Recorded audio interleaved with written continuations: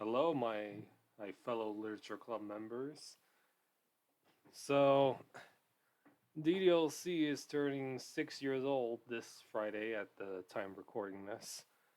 So I figured, you know what? Why not play through DDLC again, and specifically DDLC Plus? Yes, like I know I already did this with Mom, but I don't want this to go as long or as detailed as that. Like, this is mainly just for me to refresh myself on the characters and story. Me, me, me. Like, see, what am I saying? Yeah, yeah. Like, to refresh myself for like upcoming DDLC fanfics I'm thinking of doing. Thing. Yeah, yeah. So anyway, gotta get into the game.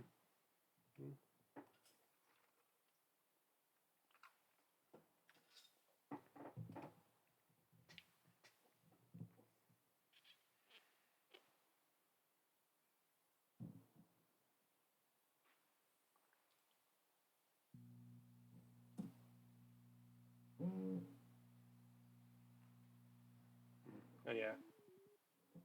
Oh,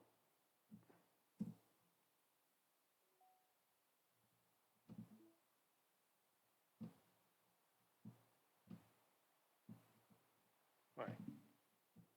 So gotta add the window capture.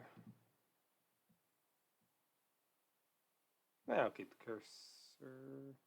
Yeah, I'll keep it.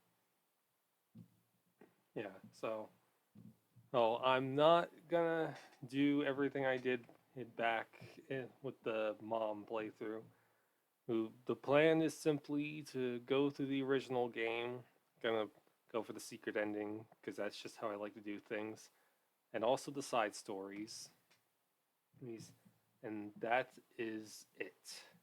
Eh, This is purely to refresh myself uh, for upcoming projects I'm planning to do or considering doing, assuming my laziness doesn't get in the way. Hey, yeah. Anyway, let's do this. Wait, hold on.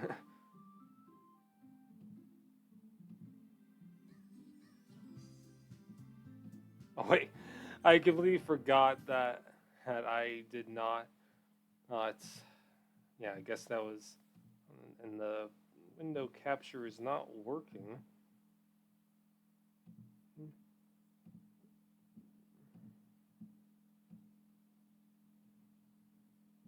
Oh, hold on. Okay, that this is weird. Hold on. Okay, maybe it's just better I just go full screen. Freaking OBS being finicky little shit. Hold on. Need to check the volume. Hmm.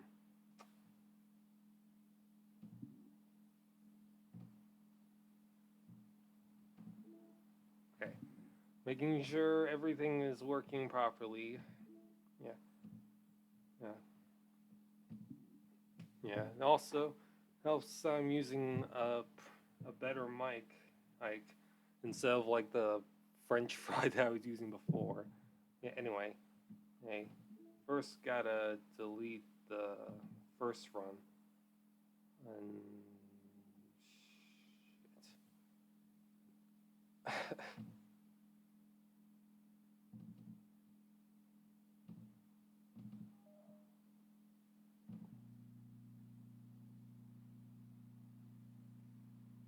So yeah, I hope it doesn't delete anything.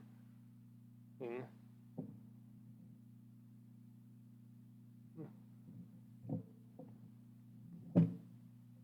Yeah, I better not delete all the my 100% data collection, and, I'm gonna be very annoyed.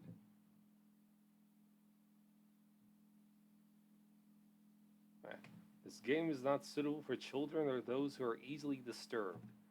Individuals suffering from anxiety or depression may not have a positive experience playing this game. Would you like to review detailed content warnings which contain spoilers? Alternatively, in-game content warnings can be enabled in the settings menu at any time. No, I already know. Oh. By playing Doki Doki Literature Club, you agree that you have noted the game's age rating in your region. You consent to your exposure of highly disturbing content. Yeah. Yeah. Yeah, I'm using the original DDLC Plus to play this. The original DDLC here, so that's I can just take care of everything in one go. No, I mean I could just re-download the original DDLC, but whatever.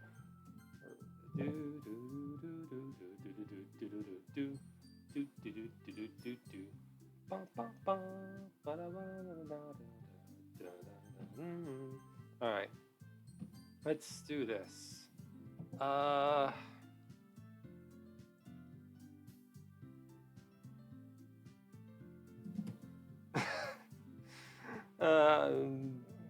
Okay. I want to go with my dude or Maurice, but actually, you know what? See, we went with me and Mom chose Calypso on the first playthrough, so let's go with Misha, the chubby cat, the chubby cat, chubby cat of ours. Oh, autosave. It's been a while since I played the original DDLC on here. Here, I just did it to get all the stuff. Hey! I see an annoying girl running towards me from the distance, waving her arms in the air like she's totally oblivious to any attention she might draw to herself. That girl is Sayuri, my neighbor and good friend since we were children. You know, the kind of friend you never see yourself making today, but it just kind of works out because you've known each other for so long. We used to walk to school together on days like this, but starting around high school, she would oversleep more and more frequently, and I would get tired of waiting up. But if she's going to chase after me like this, I almost feel better off running away. However, I just sigh and idle from the crosswalk and let Sayuri catch up to me. I overslept again, but I got you this time. Maybe, but only because I decided to stop and wait for you. You say that like you're thinking about ignoring me. That's mean, Misha. Yeah, look at that pouty face. Yeah, he's adorable. She's got a little bow because she's a present to the world. Well, if people stare at you for acting weird, I don't want them to think we're a couple or something. Fine. But you did wait for me after all. I guess you don't have it in you to be. I guess you don't have it in you to be mean even if you wanted to. Whatever you say, Sayuri. We cross the street together and make our way to school. As we draw near, the streets become increasingly speckled with other students making their daily commute. Ah yes, I can totally see that. So many people here, it's so crowded. Oh. I guess Misha, the actual Misha, is meowing outside my door. Meow! Meow! Hold on, Seer, hold on. I'm Misha, I have to go talk to Misha.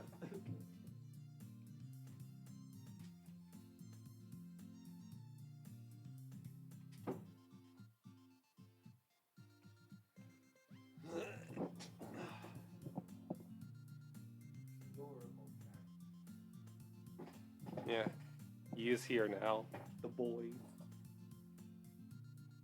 Wait. By the way, Misha, have you decided on a club to join yet? A club? I told you already, I'm really not interested in joining any clubs. I haven't been looking either. That's not true. You told me you would join a club this year. Shit. Did I? I don't know what you're talking about. Also, the mesh just wants out again.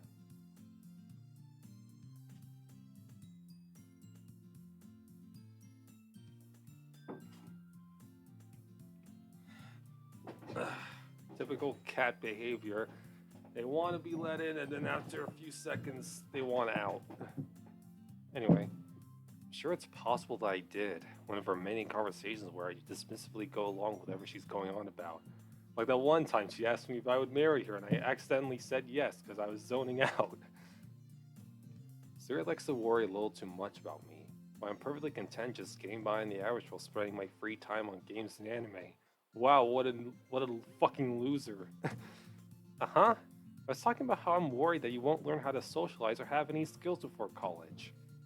Your happiness is really important to me, you know? I know you're happy now, but I die at the thought of you becoming a NEET in a few years because you're not used to the real world. You trust me, right? Don't make me keep worrying about you. Sarah, we're not in the real world. We're in a game. We're in visual novel game. What? What? Alright, alright. I'll look at a few clouds if it makes you happy. No promises, though. Will you at least promise me you'll try a little? Do or do not, there is no try. Yeah, I guess I'll promise you that. Yay! Why did I let myself get lectured by such a carefree girl? More than that, I'm surprised I even let myself relent to her. I guess seeing her worry so much about me makes me want to ease her mind at least a little bit. Even if she does exaggerate everything inside of her head. Whoop. School day's as ordinary as ever, and it's over before I know it. Although, sadly, nobody else showed up today except for me and Sayuri. And also, like, 3 other girls, including Monica, but that's probably not a coincidence. After I pack up my things, I stare blankly at the wall, looking for an ounce of motivation. Clubs. Sayuri wants me to check out some clubs, but I'm not really a fan of Subway. I still have... I haven't really... I'm not really a Subway person. I only remember having Subway like once or twice when I was younger. Although that could be a good thing. I don't know. I haven't been there in years. Guess I have no choice but to start with the anime club. Hello? Siri? Siri must have come into the classroom while I was spacing out. Misha, I'm not letting you in here if you're just gonna wander around and get out. Little baby butt munch. I look around and realize that I'm the only one left in the classroom.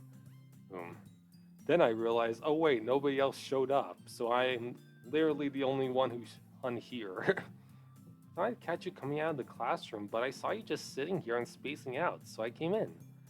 Honestly, you're even worse than me sometimes. I'm impressed. You only to wait out for me was gonna make you late to your own club. Well, I thought you might need some encouragement, so I thought, you know, blush, look at that face. I cannot love that face. She's adorable. Know what? Well, that you can come to my club. Siri. Yeah? There is no way I'm going to your club. Meanie. Yeah, meanie. Siri's vice president of the literature club. Not that I was ever aware that she had an interest in literature. In fact, I'm 99% sure she only did it because she thought it would be fun to help start a new club. Yeah, are you saying she ain't literate? Look at this face. Don't tell me that she's not the most literate, smartest person in the world. Since she was the first one to show interest after the one who proposed the club, she inherited the title Vice President. That said, my interest in literature is guaranteed to be even less. Yeah, I'm going to the anime club. Come on, please. Why do you care so much anyway? Well, I kinda told the club yesterday that I would bring in a new member. And Natsuki made cupcakes and everything. Don't make promises you can't keep. You can't tell if Siri is really that much of an airhead or if she's so cunning as to have planned all this out. I let out a long sigh. Fine. I'll stop by for a cupcake, okay? Yes, let's go! And thus, today marks the day I sold my soul for a cupcake. Hey, yeah. Yeah, totally sell your soul for cupcakes. I do that. Yeah, I'll need some water. Yeah. Actually, I'm recording this at my other desk in my room because I had made some new arrangements in my room. And like my grandma asked, "Hey, you want a TV in your room?" I was like, "Yeah, sure, why not?" And then we brought out an old TV, that Samsung TV, flat screen, that she used in like her general area that's next to the kitchen. But since she got a new fancy TV screen, she didn't need that one anymore, so she put it in the garage. But now I have it. It's right next to me on the flat desk, the other desk I. Yeah, so I'm bad at explaining stuff. Yeah, so now I have a TV in my room. It's pretty all right.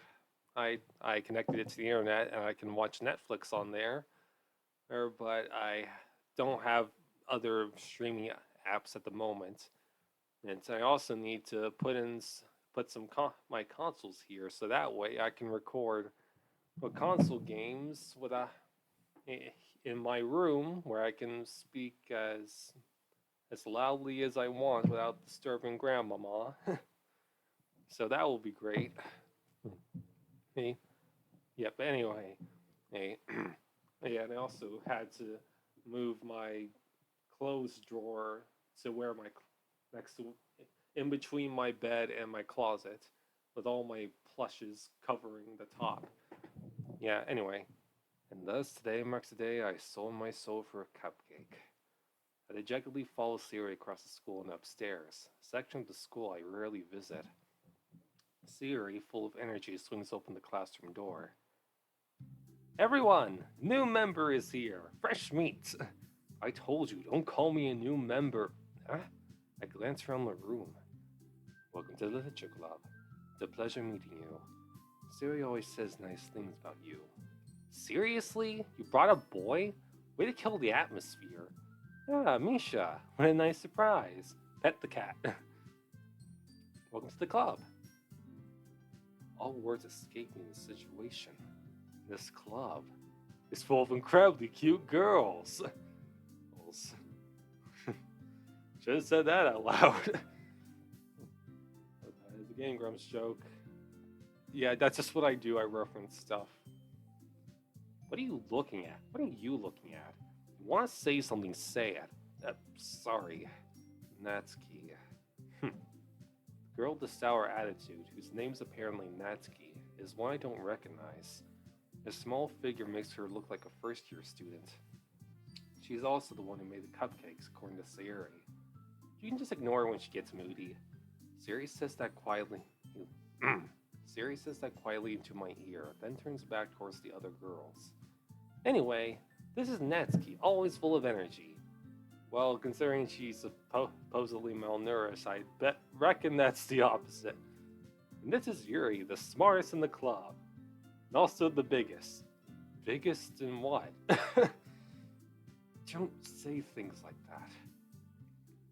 Yuri, who appears comparably more mature and timid, seems to have a hard time keeping up with people like Sayuri and Natsuki. Well, it's nice to meet both of you.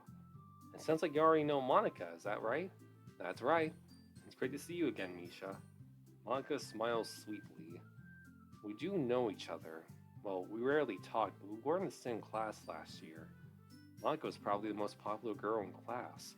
Smart, beautiful, athletic. Basically completely out of my league. Yeah, but this is a romance story, so that doesn't matter. Well, but sadly, Monica's a side character, so she doesn't have a route. Or does she? So having her smile at me so genuinely feels a little... You too, Monica. Come sit down, Misha. I made room for you at the table, so you can sit next to me or Monica. Get the cupcakes. Hey, I made them, I'll get them. Sorry, I got a little too excited. Then how about I make some tea as well? The girls have a few desks arranged to form a table. As Sayuri mentioned, it's been widened so that there is one space next to Monica and one space next to Sayuri.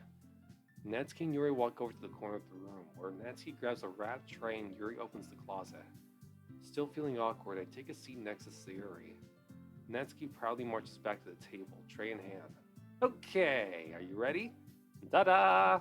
Whoa! Whoa!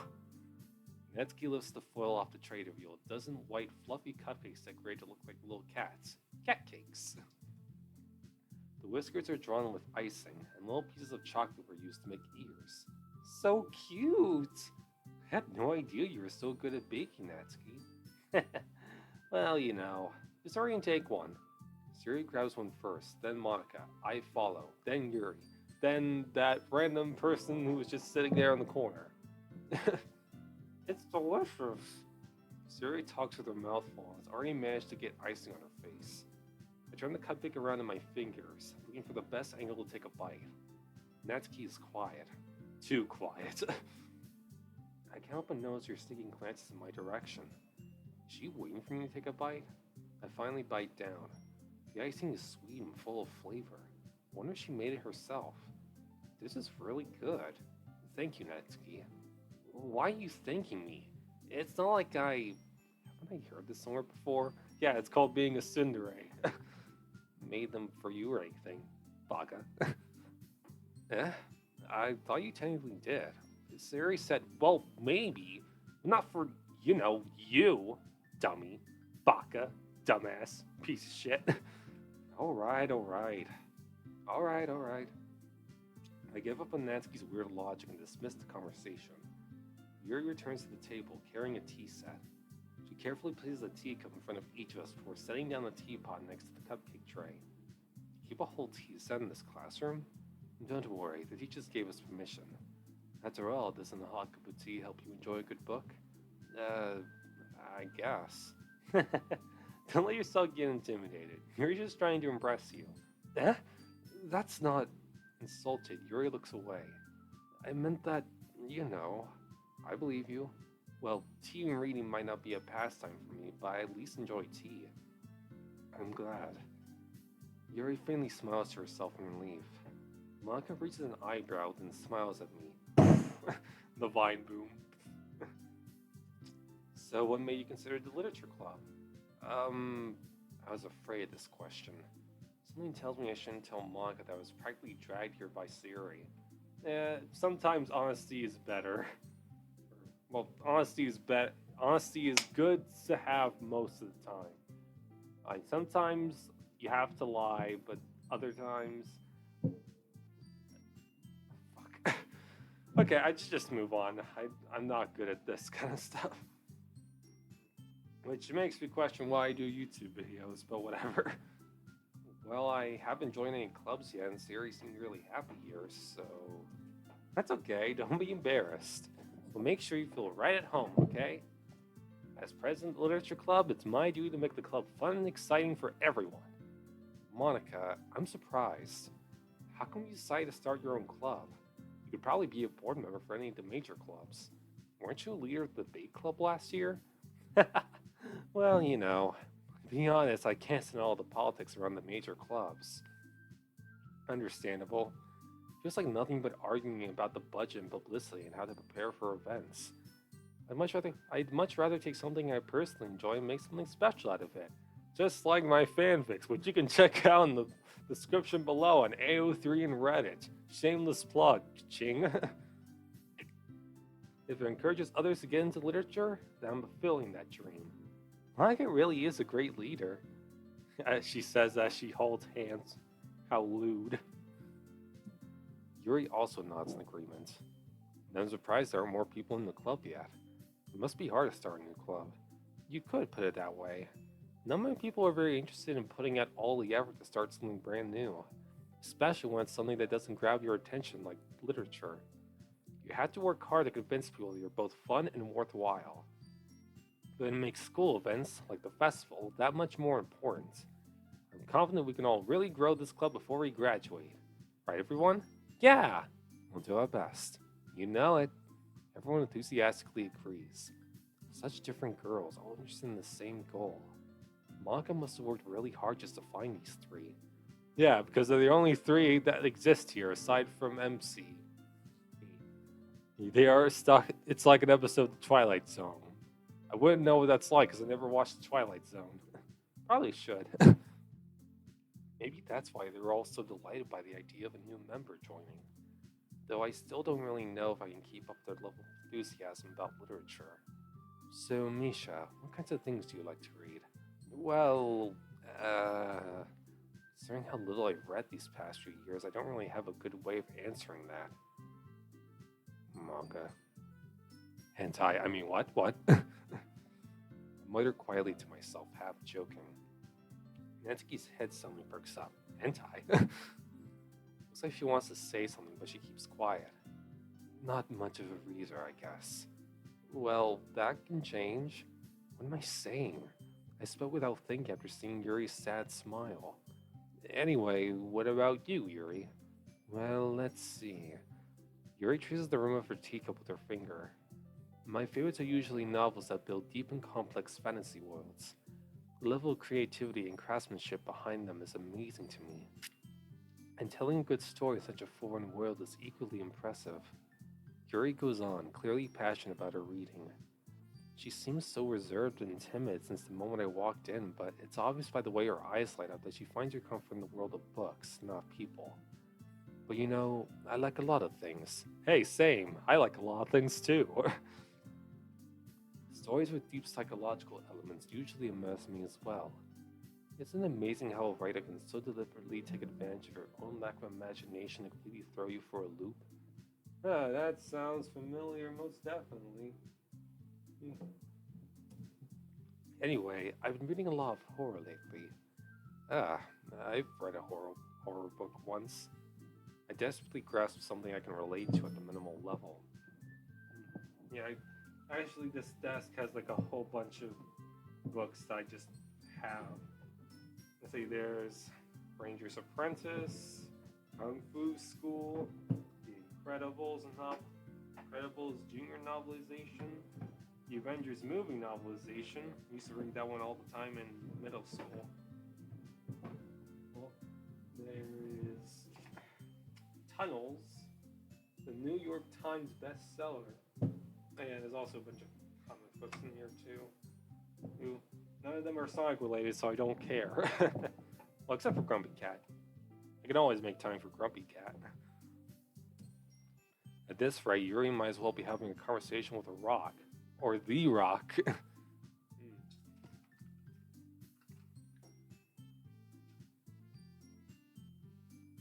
Yeah, this desk is also located near the window of my room, so I can see the cloudy sky outside right now.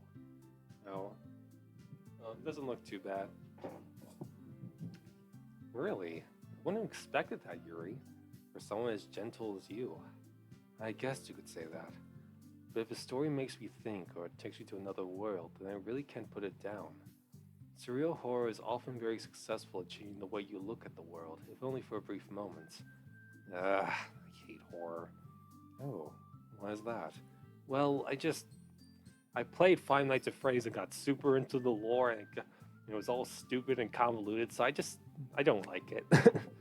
That sounds more like a problem you have with that franchise than horror as a genre. Oh, shut up.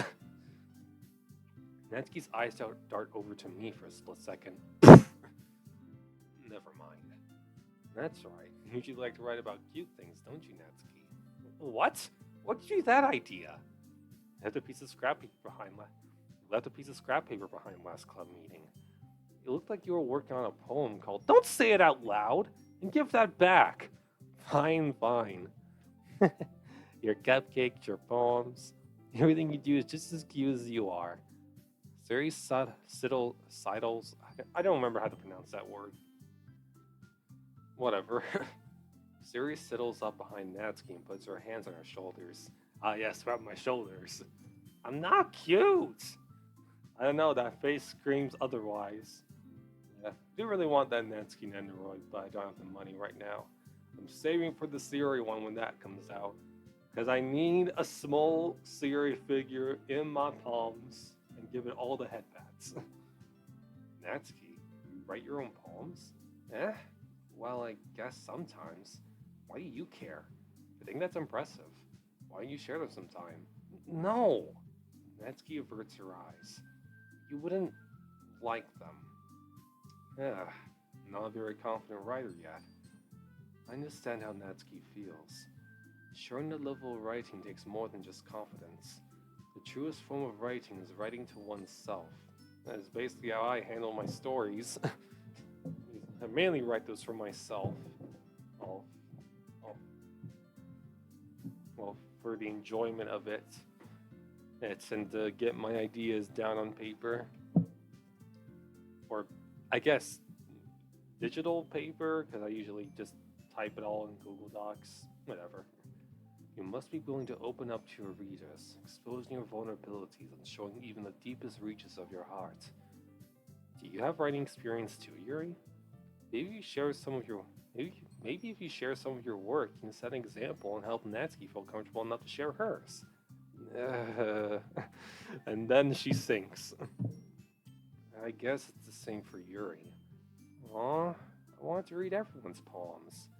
We all sit in silence for a moment.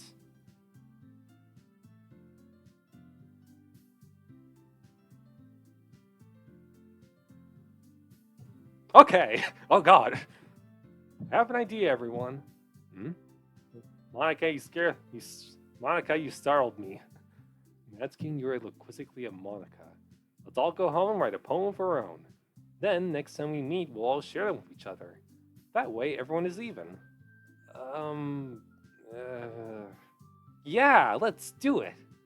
Plus, now that we have a new member, I think it'll help us to all get a little more comfortable with each other and strengthen the bond on the club. Isn't that right, Nisha? Monica smiles warmly at me once again. Monica, I can feel the radiating heat coming off from your mouth. Oh, sorry. Hold on. There's still one problem. Huh? What's that?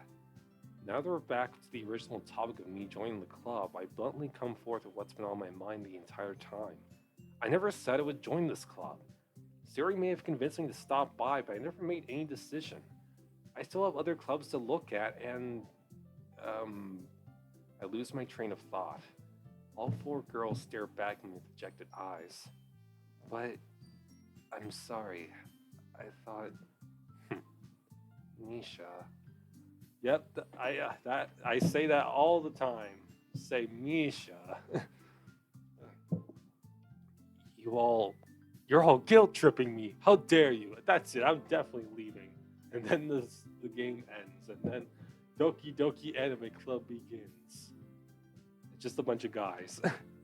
I'm defenseless against these girls. How am I supposed to make a clear-headed decision when it's like this?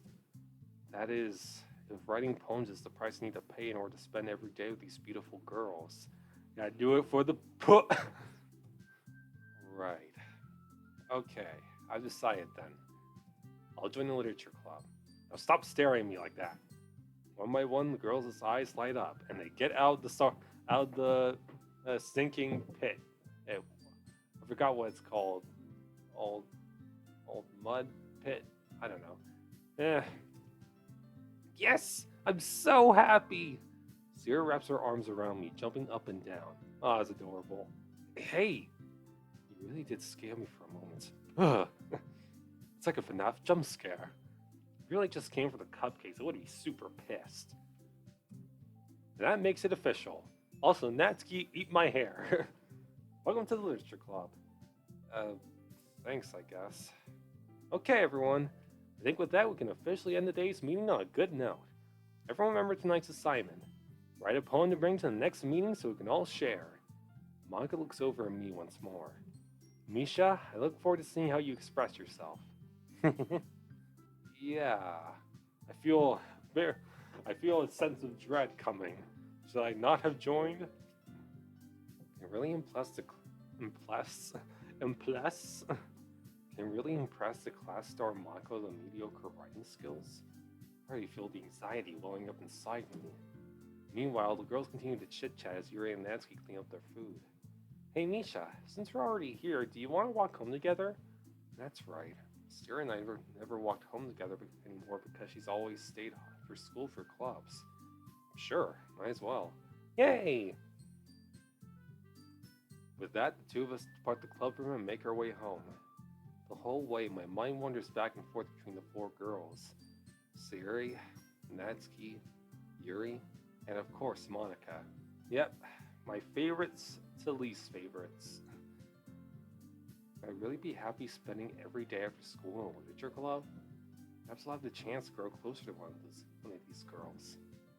Alright, just need to make the most of my circumstances, and I'm sure good fortune will find me. And I guess that starts with writing a poem tonight. Alright. Trying to write a poem. Pick words that you think your favorite club member will like. Something good might happen with whoever likes your poem the most.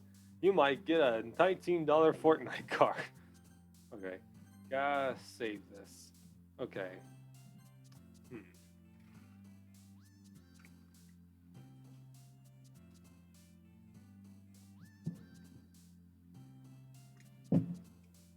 Let's see. Let's see. I think I did Yuri first, then Natsuki, and then finally Siri. So maybe we should do Maybe I should do Natsuki first, and then Yuri, and then finally Siri. Gotta save my favorite for last. Okay, let's see here. I can also talk about other stuff. Yeah. So I had to clean like a whole bunch of crap in my room in order to like make more space because I have like a whole bunch of papers from like from my school assignments and also like arts as well. You know, like I didn't get rid of all the school stuff. I did get rid of the stuff that I felt I didn't really need anymore. I don't see why I should keep most of my school stuff, especially when I am a high school graduate. I'm 20 years old. I don't need to go back. Never coming back. Yeah, anger. Yeah, so I had to throw a bunch of shit out. Also threw out like some boxes that I had in my closet that for like the Funko Pops that I have.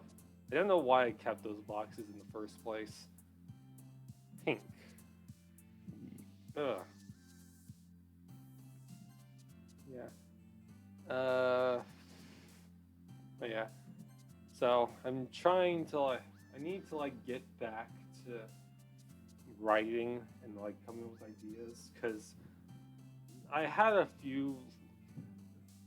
I took a break from writing for a bit because the current arc I'm doing for Metallic's Uprising, it's not bad, but it's kind of like I'm not feeling particularly motivated to write it because, well, the point is that I'm having trouble being motivated to write.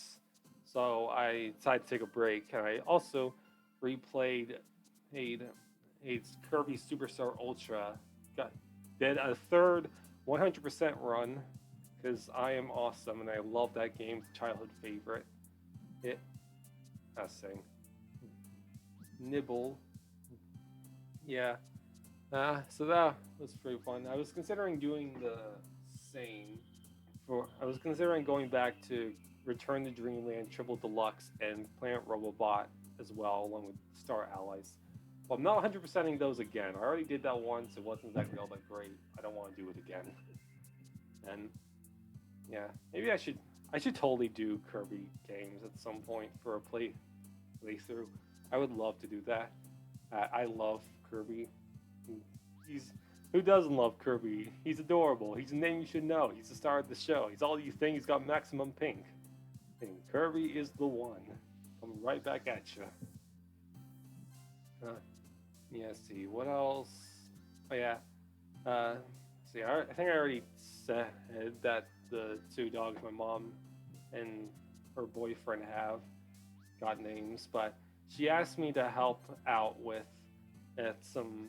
to uh, come with her for some dog puppy training classes at Petco. No, like she needed a second person to watch the dogs. Dogs. And I was like, yeah, sure, okay. And it went pretty well. Well, it was quite nice. Like there was this, like there were only like 3 other people there. Here, like there was this woman with her son who was wearing a My Hero Academia shirt. There's Papa. And they had a dog named Rottweiler named Rocky, and he was very loud and kept barking a bunch. So the guy teaching the dogs, had to like put this like little string thing around his snout in order to trick him into not barking. And there's also this other guy who had this very adorable black Labrador named Kiwi, and she was adorable and excited. It was so cute. Yeah. Chazelle and Flynn and behaved fine. Although Chazelle was whined whenever like the other dogs were being taught and got treats as rewards. And Flynn also barked a couple of times. Like the trick, they were like the guy was like teaching the dogs, us and the dogs how to like do things like you take like your left or your right hand with that has food in it, you move it around like your back area, and then pull it back a bit, then have them sit and then feed them. I don't remember what the term is called. Yeah, I got to try it myself with Flynn. It was pretty nice. He's a very good boy. You would not believe your eyes. 10,000,000 fireflies lit up the world as I fell asleep.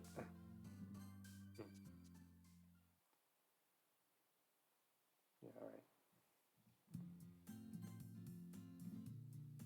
all right. Alright. Yeah, so anyway, gotta continue with the dog story.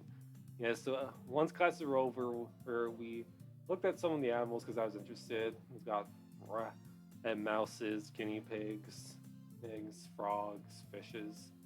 Yeah, actually, my family used to have some guinea pigs. The only one I remember was this white guinea pig named Rose. She was cute. Cute. Cute. Cute. But sadly, they're all gone now. Sad. Yeah, and then we also got like some toys for the dogs as like reward for them doing well. Well, I got like this squeaky blue dog toy. While mom got like these two new bones for them. Um, then got checked out, and also like Flynn was like doing like this thing in there on our way out. I don't know. I was curious about why that was. Like if he wasn't feeling well, or if that was just a thing he did, or if he was having problems with the collar, or or yeah. But anyway, but it turns out like on the way back home, he ended up puking a bit on the pillow flooring in the cage that the two were in, and and yeah. Anyway, so after the classes were done, we got Jack in the Box. I got the ultimate bacon cheeseburger, and it was very delicious. Like my mom forgot to say that only cheese and ketchup were supposed to be on there, but I honestly didn't care. Like I knew she didn't while we were in the drive-through. I just didn't bother because I felt like, there's probably not much on there that I want them to take off. It's kind of like the double cheeseburger thing at McDonald's. Yeah, but anyway, the burger was delicious. I loved it. I want to eat it again. My mouth is watering just thinking about it. Yes, anyway, got the dogs back to the house, then got our food, also the toys, and then later the cage. And also, like, while my mom was explaining why we should have the dogs leashed before as we get them into the house, like a bunny just ran out of the bush that was right next to us, and I was just flew right across the neighborhood. I was just like, what the hell? Now she's like, yeah, that's basically why, so I don't chase anything or get into trouble. Yeah. So, yeah. Got inside, we watched Way of the House Husband Season 2, because I've been rewatching Way of the House Husband, because it's a very fun show, and also because I wanted to watch some stuff with a bunch of Yakuza stuff in it to help give me an idea of, like, how the Yakuza can be portrayed in a story and how they can be used in a story for the DDLC Yakuza fanfic that I'm considering doing. Yeah. And also, like, I ended up putting Flynn on my lap, and he fell asleep, and it was adorable. Oh, he was so cute. Dude, my mom took pictures. Like, here's a picture. One of the pictures. It was so cute. Yeah. And then as she was bringing me home, we went to the Humble Cow, which is I mentioned the Humble Cow before, but it was a very, very nice. Well, anyway, what am I saying? Yeah, the point I'm saying is that the ice cream is very good. It was very delicious. By the time I got home, I was almost done with my cone. Same with Mom, although she got hers first and it was only a single scoop. Mine was double scoops. Salted caramel and lemon strawberry swirl. Well, in a waffle cone. It was very delicious. Yes, that's basically it. So, anyway.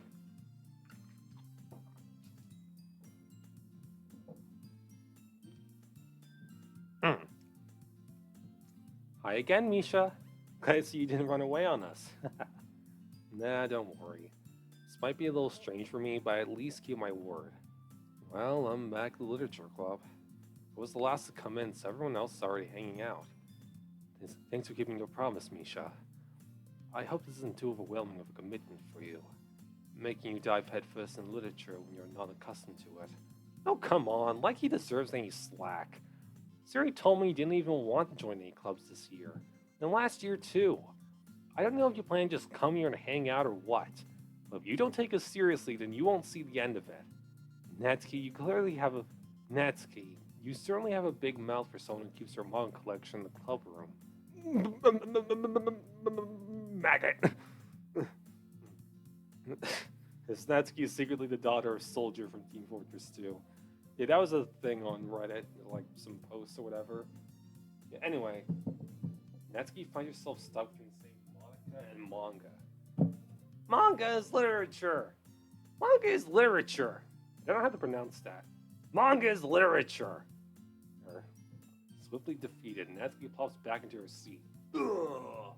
KO! Don't worry, guys. Gals. Misha always gives it his best as long as he's having fun. Yeah, well, I'm not having fun, so I'm not giving it my all. He helps me with business work without even asking. Like cooking, cleaning my room, helping me in the bath. Wait, what? How dependable. Siri, that's because your room is so messy it's distracting. You almost set your house on fire once. Is that so? Yeah, I did accidentally burn the water. How do you burn water? It's water. Or, I don't know. You two are really good friends, aren't you? No, we're a couple. I mean, what? Like, I need to stop using that joke. I might be a little jealous. How come? You and Misha can become good friends too. But you compare it with Natsuki, Siri.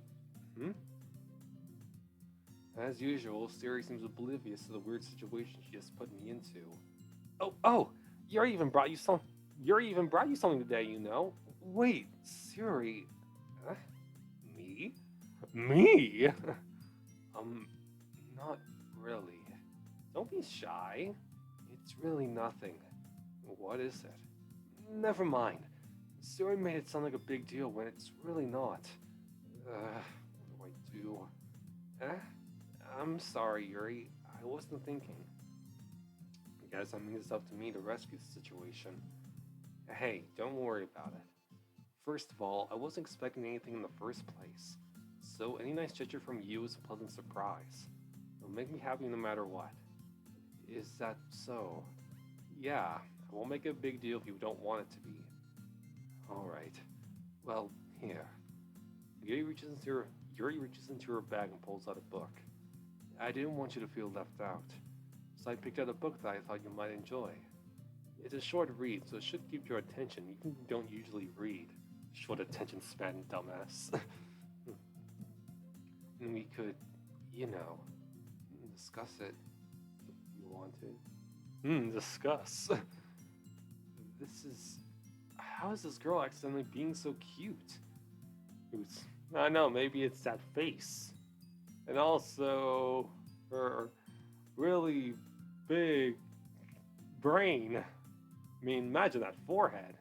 If she like had a headband, imagine that forehead. It'd be Megamind size.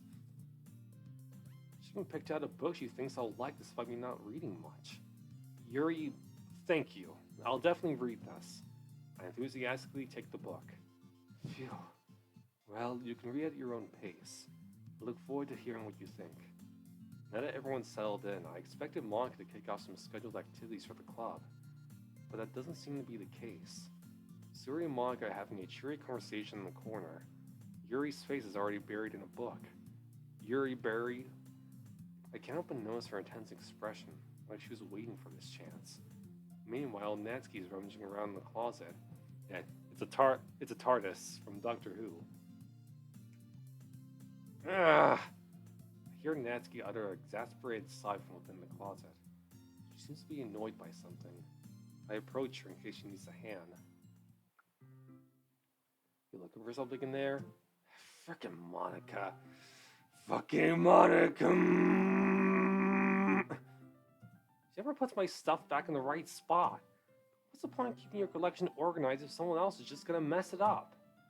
Natsuki slides a bunch of stacked books and boxes across the shelf.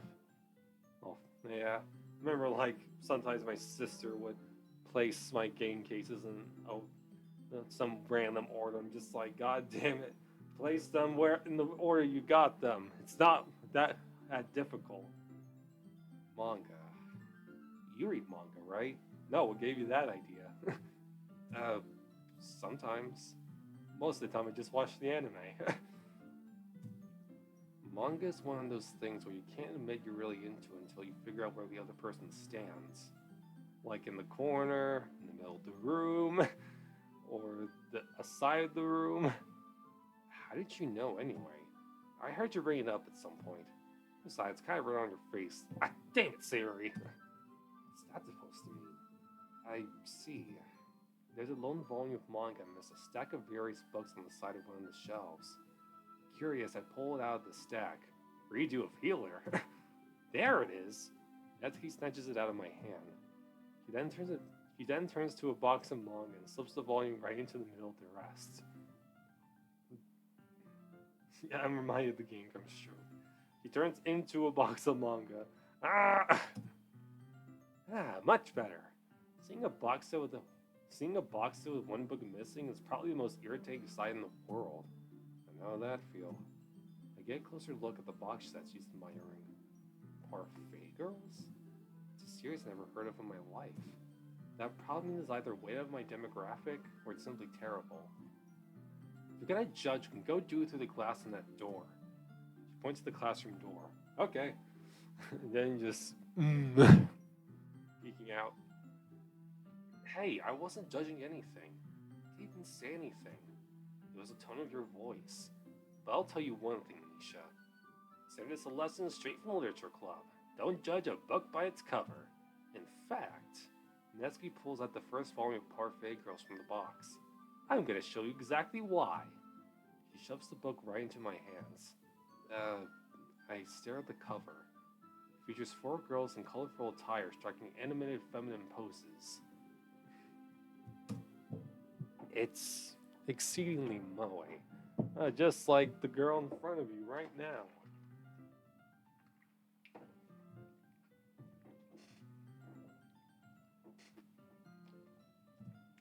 Don't just stand there. Wah! Ooh-ah! Ooh-ah! Ooh-ah time. Natsuki grabs my arm and pulls me out of the closet. Well, I'm coming out now.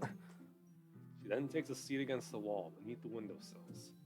She pats on the ground next to her, signaling me to sit there. Wouldn't chairs be more comfortable? I take my seat. Chairs wouldn't work. Can't read at the same time like that. Yeah? Why is that? I guess it's easier to be close together like this. Don't just say that! Make me feel weird about it. Natsuki crosses her arms and scooches an inch away from me. Sorry. Didn't exactly expect to be sitting this close to her either. Not that I can say it's a particularly bad thing. I open the book. It's only a few seconds before Natsuki once again inches closer, reclaiming the additional space while she hopes I won't notice. But I do notice. I notice everything. I can feel it peering over my shoulder, much more eager to begin reading than I am. Wow, how long has it been since I read the beginning? Don't go back and flip through the older volumes every now and then? Not really. Maybe sometimes after I've already finished the series. Hey, are you paying attention? I am, but nothing's really happened yet, so I can talk at the same time. Looks like it's about a bunch of friends in high school. typical slice of life affair. I kinda grew out of these, and it's rare for the writing to be entertaining enough to make up for the lack of plot. And that's a good point. Right. So yeah. I think that was kind of my problem with that was kind of a problem with the best of me. There wasn't much different from DDMA in the beginning, so I didn't really want to continue it. It it wasn't even that particularly entertaining, at least to me. Yeah, but anyway. So, what should I expect from this? Is there going to be plot? Well, obviously. You think I would enjoy something that didn't have a plot? I mean, well, I guess I know what you're saying. A lot of the beginning's about simple things. Like, there's a really funny chapter where they're obsessed with the guy at the ice cream shop, but that just helps you get to know the characters. And besides, it's still entertaining. Later on, there's all kinds of drama. Like when they get into all the backstories, when some of the romance starts to happen. That's really what makes it so good. There are so many touching parts. Like, touch. Sorry for that. Yeah, is that so? Sounds like you really know what you're talking about. Maybe I underestimated you. Hey, wait! You just assault me, prepare to die. Oh no! And then MC dies. The end. What's that supposed to mean? What's that supposed to mean? Ugh. Natsuki gives me a little shove. I just meant I haven't yet seen your full power. Good save. This chapter seems like it's about baking. It's just a guess, but is there a lot of baking in this manga? Well, Natsuki pauses for a moment as if she doesn't want to admit something. Yeah? Why does that matter? It doesn't. I was just curious. Since you enjoy baking too, right? That's just a coincidence. I just happened to get into baking around the same time I got into this manga. Like I would ever get into anything because it's in a manga. I feel bad for anyone that impression. It's not exactly wrong to be inspired to bake because of something you watched or enjoyed. Wait.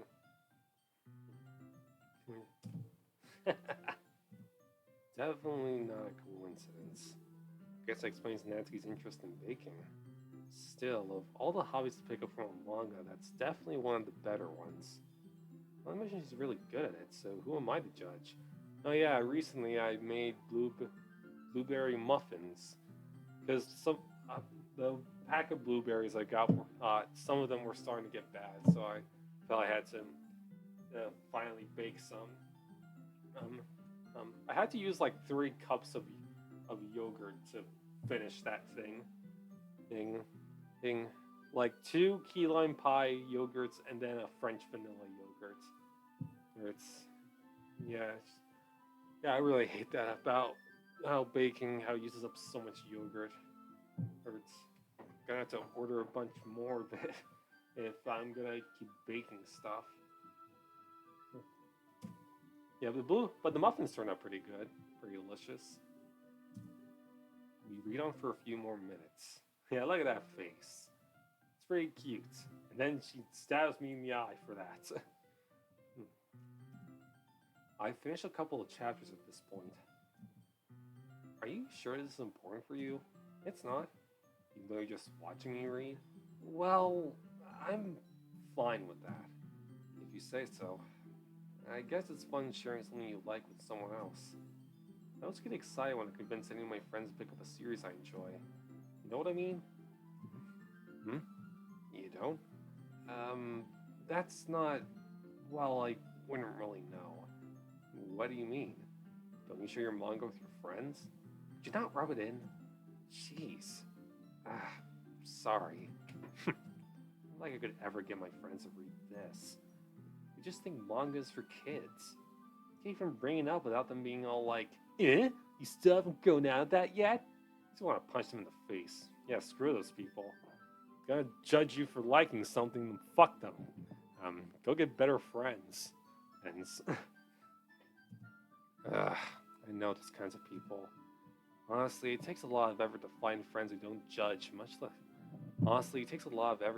friends who don't judge, much less friends who are also into it. I'm already kind of a loser, so I guess I gravitate toward the other losers. Yeah, I need a refresh.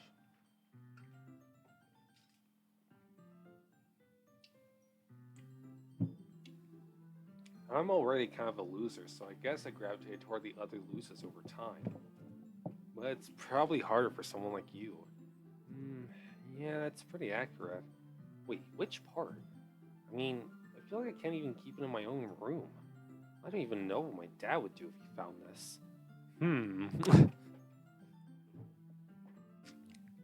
Must be quite strict.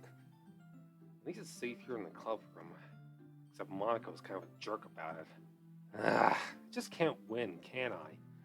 Well, it paid off in the end, didn't it? I mean, here I am reading it. Well, it's not like that solves any of my problems. Yeah, what do you think this is? A romance? It's a visual novel? Where everything just happens because you because you found a boyfriend? And that's stupid. You're stupid. Stop being stupid.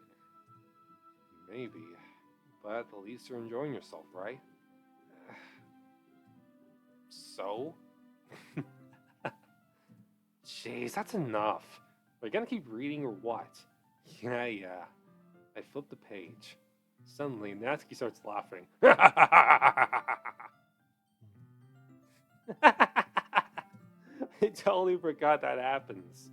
Natsuki puts her finger on one of the panels. Minori's my favorite character. I always feel a little bad for her since she's so unlucky. And it gets especially bad when, I shouldn't be talking about that yet. Just finish this chapter. Natsuki's voice sparkles with excitement. It's a stark contrast to her usual bossy tone. Though she's not used to sharing her favorite manga with her friends, I can understand why. It's hard to express in words the feeling you get when connecting with someone like that. And being able to provide that to Natsuki, for whom it's a rare experience, the thought makes me smile a little to myself. Okay, everyone! Yeah? Are you all ready for today's poems? Oh, come on! Could your timing be any worse? Sorry, I just need to make sure we have enough time. Though you do look pretty cozy over there. Natsuki suddenly notices how close she's gotten to me. She hastily slides herself a good 12 inches away from me. Alright, I guess I'll stop here for now. I close the book and hand it towards Natsuki. Just giving it back? Don't you want to know what happens? Yeah, but Monica just said don't be dumb. Just take it home with you. Is that really alright? I say that mostly because it didn't really... I say that mostly because I really didn't plan on using my spare time to read this. Oh, man up, Nisha. Use that time. Stop spending so much time on anime and games and go touch some grass. Well, of course. It'd take forever to finish if you didn't take it home. Just finish that one before tomorrow so we can start the next one. If it gets bent, I'll kill you. If you bend that manga, I'll bend you. Bend your fucking spine. By tomorrow? I only got partway through the volume so far.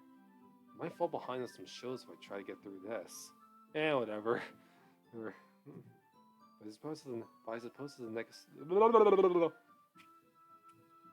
suppose it's a necessary sacrifice in exchange for seeing Natsuki's enthusiastic face. Or am I more scared of what will happen if I don't finish it? Alright then, I stand up. I return to where I put my stuff and carefully slip the book into my bag. By the way, did you remember to write a poem last night?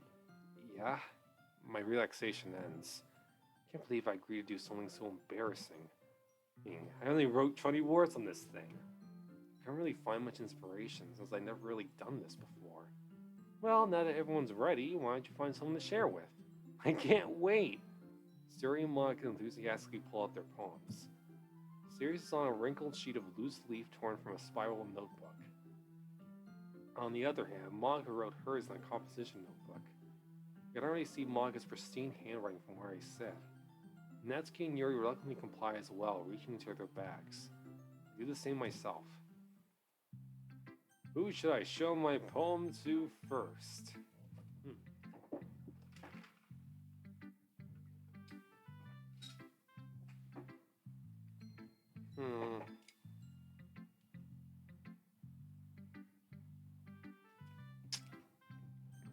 Uh, yeah, should probably go with Natsuki. I told Natsuki I was interested in her poems yesterday, and it's probably only fair if I shared mine with her first. Okay, well, let's start with the things I don't like. First of all, Natsuki rereads my poem. Never mind. I don't feel like giving you my opinion. Eh? What's the point of sharing in the first place?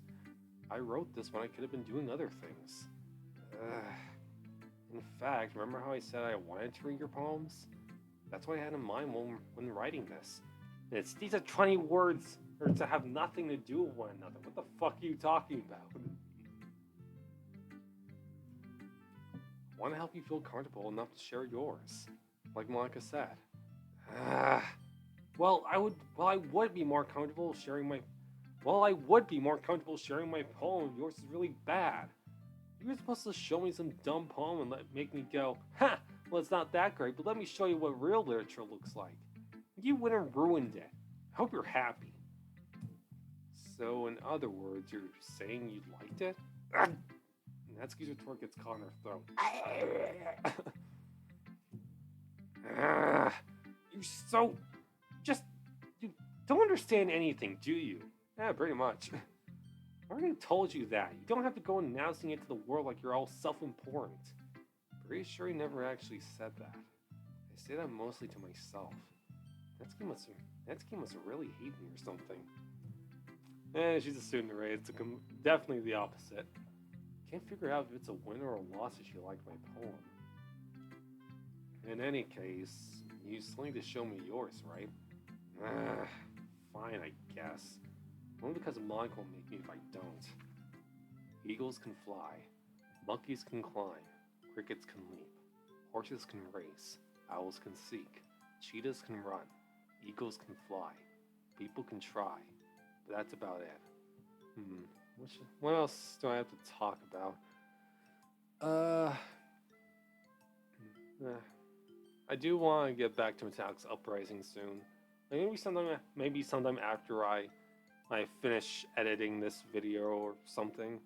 I definitely want to have some Metallic's Uprising content ready for like around November, because that's the same month Sonic CD came out, and Metal Slug is turning 30 years old, along with Amy. So kind of want to do that as sort of a contribution. Yeah, told you they weren't gonna like it. I like it. What? Just be honest. I am. Why are you so convinced I wouldn't like it? Well, because everyone in high school thinks that writing has to be all Everyone in high school thinks that writing has to be all sophisticated and stuff. So people don't even take my writing seriously. But isn't the point of poems for people to express themselves? Your writing style wouldn't make your message any less valid. Yes, exactly. I like when it's easy to read, but it hits you hard. Like in this poem. Seeing everyone around you do great things can be really disheartening. So I decided to write about it. Yeah, I understand. But the other nice thing about simple writing is that it puts more weight on the wordplay. Like I set up for a rhyme at the end, but then made it fall flat on purpose. It helps bring out the feeling in the last line. So you did. I guess more went into it than I realized.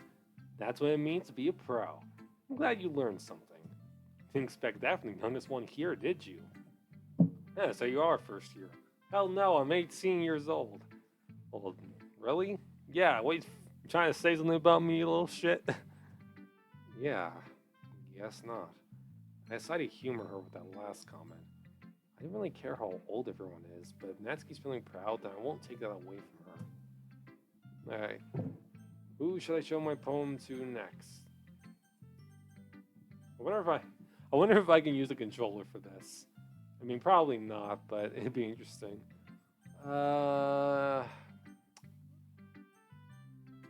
Yuri. I do not like this at all. This is terrible. I hate all these cutesy words. Yuri stares at the poem for like 20 minutes. A minute passes, more than enough time for her to finish reading. Oh, sorry. I forgot to start speaking. Um, it's fine, don't force yourself. I'm not. I just need to put my thoughts into words. Hold on. Okay. That didn't take long. This is your first time writing a poem, right? Yeah. Why do you ask? I'm just making sure. I guess that it might be after reading through it. Ah, so it's that bad. No! I just raised my voice? I'm so sorry. Yuri buries her face in her hands. Couldn't help but notice it's been several minutes and we really haven't gone anywhere. It might take Yuri a while to get used to new people. It's fine, I really didn't notice. What were you saying? Right. Um, it's just that there's specific writing habits that are usually typical of new writers. And having been through that myself, I kind of learned to pick up on them. I think the most noticeable thing I recognize in new writers is that they try to make their style very deliberate. In other words, they tend to pick a writing style separate from the topic matter, and they form fit the two together. The end result is that both the style and the expressiveness are weakened. Once Yuri finds a train of thought, it's as if her demeanor totally changes. Yes, it is me, Yuri. Are you ready? Need to read poem. Read my poem now, MC. Yeah. Oh, whoops. Her stammering's completely gone. Her stammering's completely gone. She sounds like an expert. And of course, that's not something you can be blamed for. There's so many different skills and techniques that go into writing even a simple poem. Not just finding them and building them, but getting them to work together is probably the most challenging part. It might take you some time, but it all comes with practice and learning by example and trying new things. I also hope that everyone else in the club gives you valuable feedback. Natsuki can be a little bit biased, though. Biased? How? Well, never mind. I shouldn't be talking about people like that. Little shit. Oh, you really don't like her, huh? No, what gave you that idea? I mean, I do think she's annoyingly small and whatnot. Stupid. Sorry. Yeah, it's fine. I'm not sure if Yuri's apologizing to herself, to me, or to Natsuki. You might read your poem now? Please do. I'd love to share my thought process behind it.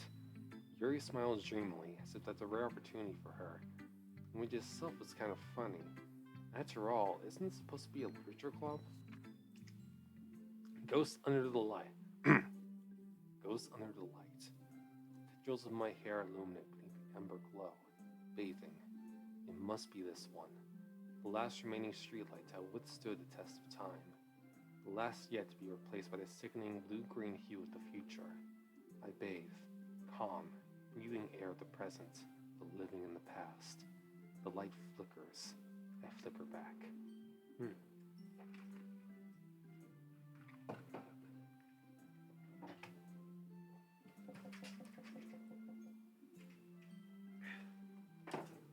It's getting dark outside. Close the blinds. I'm sorry I have such terrible handwriting. What? I was not thinking that at all. But it took you a long time to read. Well, I just don't read script very often. I actually think your handwriting is pretty. That's a relief. Also, I like the poem. Even though it's short, it was really descriptive. It wasn't too short. I usually write longer poems. Not at all. I'm really glad you like it. I'll be honest. Since it's our first time sharing, I wanted to write something a little more mild. Something easy to digest, I suppose. Are you into ghost, Yuri? Actually, the story isn't about a ghost at all, Misha. Really? You must have totally missed the point. Well, I suppose you did only glance over it after all. But remember that poets often express their own thoughts, feelings, and experiences in their work. They usually do more than tell a simple story or paint a picture. In this case, perhaps the subject of the poem is only being symbolically compared to a ghost, lingering in her last remaining place of comfort, unable to let go of the past, and soon to be left with nothing. That's a lot more solemn putting it that way. I hadn't even thought of that. That's impressive. It's nothing, really. Well, it makes me happy that you think that. Just remember that it won't be long before you pick up on these things too. Yeah, maybe you're right. Guess I'll have to keep trying. I'm counting on you. Why are you counting on me? Yuri, are you in trouble? Well, blink twice if yes, blink once if no. Alright. Siri. This is a good poem, Misha. Are you sure it's your first time? Of course. It's not that good. Am I the kind of guy who would be writing poems in his spare time? I guess you're right. That's why it impressed me. Well, to be honest, I was afraid that you wouldn't do it seriously, or that you wouldn't write one at all. I'm really happy just that you wrote one. It just reminds me of how you're really a part of the club now. Not to mention the fact that I'm standing in front of you in the club room. Yeah, you're not actually real MC. You're an illusion created by Sayuri to comfort herself. You need to wake up. The accident wasn't your fault. Well, of course. I'm not really into it yet, but it doesn't mean I'll break my promise. See? It's like I said before, Misha. Deep down, you're not selfish at all, you know? Trying new things like this for other people? That's something that only really good people do. Thanks, Sayuri. I'm not sure if Sayuri sees the full picture of my motive here. Then again, I can't deny she's part of the reason I joined. Yeah, how can you resist that irresistible smile? Knowing how much this means to her and all. Yeah, and I'm gonna make sure you have lots of fun here, okay? That'll be my way of thanking you. Alright, I'm going to hold you to that then. Yay! Now you read my poem too, right? Don't worry, I'm really bad at this. We'll see about that. Dear sunshine, the way you glow through my blinds in the morning makes me feel like you miss me. Kissing my forehead to help me out of bed, making me rub the sleepy from my eyes. Are you asking me to come out and play? Are you trusting me to wish away a rainy day? I look above, the sky is blue. The secret, I trust you too. If it wasn't for you, I could sleep forever. I'm not mad. I want breakfast. Man, what fire lines. I can relate to that last one so much. Siri, this is just a guess, but did you wait until this morning to write this? No, just a little bit. Can't answer just a little bit to a yes or no question. I forgot to do it last night. Well, at least that makes me feel a little better about myself. Even if I did only write funny words. Don't be mean. I tried my best. But that's about it. People can try, but that's about it. Yeah. I didn't mean to say that was a bad poem. It came out nice. Or how should I put it? It sounds just like you. Really? Yeah. Especially that last line. I made eggs and toast. Even though you were late to school. It's bad to skip breakfast. Get all cranky. Cranky Sayuri. Don't want to imagine that. Could you imagine this adorable cinnamon bun being cranky or angry? You can't. She's just too pure. Yeah, I can make you all these lines about Sayuri being adorable and pure. Here. Well, I guess there's no point in arguing. Anyway, thanks for showing me. This was so much fun. Manga's the best. Yeah. The next time I won't forget. I'm gonna write the best poem ever. Well, I guess I look forward to it. Who should I show my poem to next? I only got one choice. Hi, Misha. Having a good time so far? Yeah. Good. Glad to hear it. By the way, since you're new and everything, do you ever have any suggestions for the club, like new activities or things we can do better? I'm always listening. I'm listening to every little thing. Don't be afraid to bring things up, okay? Alright, I'll keep that in mind. Of course I'll be afraid to bring things up. Much better off just going with the flow until I'm more settled in. Anyway, want to share your poem with me? It's kind of embarrassing, but I guess I have to. Don't worry, Misha. We're all little bears today, you know? But it's that sort of bear that we'll all learn to get past soon. Yeah, that's true. I hand Monica my poem. Hmm. uh, uh, Misha. I like it, Misha. But you only looked at it for 1 second. Yeah, I read at super speeds. I'm secretly like the Flash. You could call me Thigh Speed. What kind of a name is Thigh Speed? No, seriously, what kind of superhero name is that? Really? It's a lot cuter than I expected. Ah, jeez. No, no. Gotta make you think of something Natsuki would write. And she's a good writer too. So take that as a compliment. If you say so. Yep. There are lots of poems or stories out there that are no more than a few simple words. They could be funny, endearing, or even sad. And sometimes they're only a few lines long. Might even feel like they're written for kids, but if you think about them, they can express a views of the world that would apply to anybody. Yes, there are many kids shows that can be enjoyed by adults and kids alike. Like, they can have deeper and darker themes.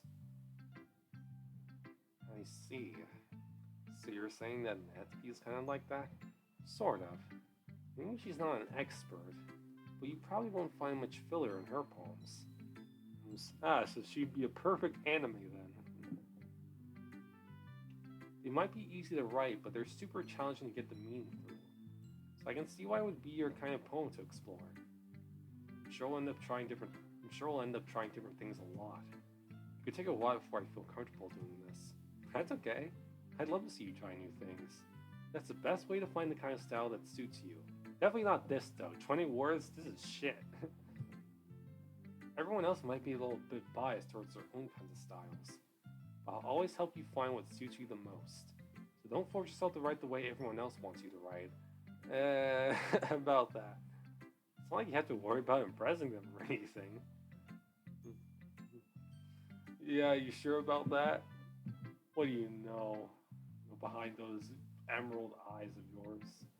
And you, little hand, look like you're about to snap out the entire universe away.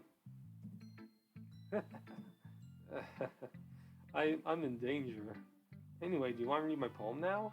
Don't worry, I'm not very good. You sound pretty confident for someone who claims to not be very good. Well, that's because I have to sound confident. Doesn't mean I always feel that way, you know? I see. Well, let's read it then. Hole in wall. It couldn't have been me. See, the direction the sparkle protrudes. Spackle? Is that spackle? See the direction the spackle protrudes. A noisy neighbor, an angry boyfriend. I'll never know. I wasn't home. I peer inside for a clue. No, I can't see. I reel blind, like a film left out in the sun. But it's too late. My retinas already scorched with a permanent copy of the meaningless image. It's just a little hole. It wasn't too bright. It was too deep. Stretching forever into everything. A hole of infinite choices. I realize now that I wasn't looking in. I was looking out. And he, on the other side, was looking in. I need to sit.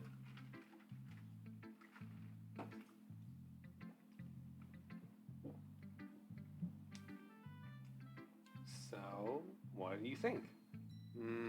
It's very freeform, if that's what you call it. Sorry, I'm not really the right person to ask for feedback. It's okay. Yeah, that kind of style has gotten pretty popular nowadays. That is, a lot of poems have been putting emphasis on the timing between words and lines. When formed out loud, it can be really powerful. What was the inspiration behind this one? Well, I'm not sure if I know how to put it. I guess you could say that I had some kind of epiphany recently. An earth-shattering epiphany. It's been influencing my poems a bit, and my mind. There is no escape. Epiphany? Yeah, something like that. I'm kind of nervous to talk about deep stuff like that because it's kind of coming on strongly. Maybe after everyone is better friends with each other. Anyway, here's Monica's writing tip of the day. Sometimes when you're writing a poem or a story, your brain gets too fixated on a specific point. If you try so hard to make it perfect, then you'll never make any progress. Just force yourself to get something down on the paper and tidy up later. Another way to think about it is this. If you keep your pen in the same spot for too long, you'll just get a big dark puddle of ink. So just move your hand and go with the flow. That's my advice for the day. Thanks for listening.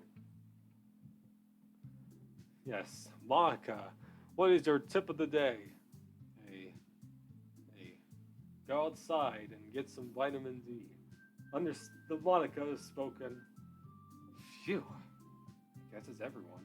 I guess that's everyone. I glance around the room. That was a little more stressful than I anticipated. It's as if everyone is judging me for my mediocre writing abilities. I mean, you did write 20 words.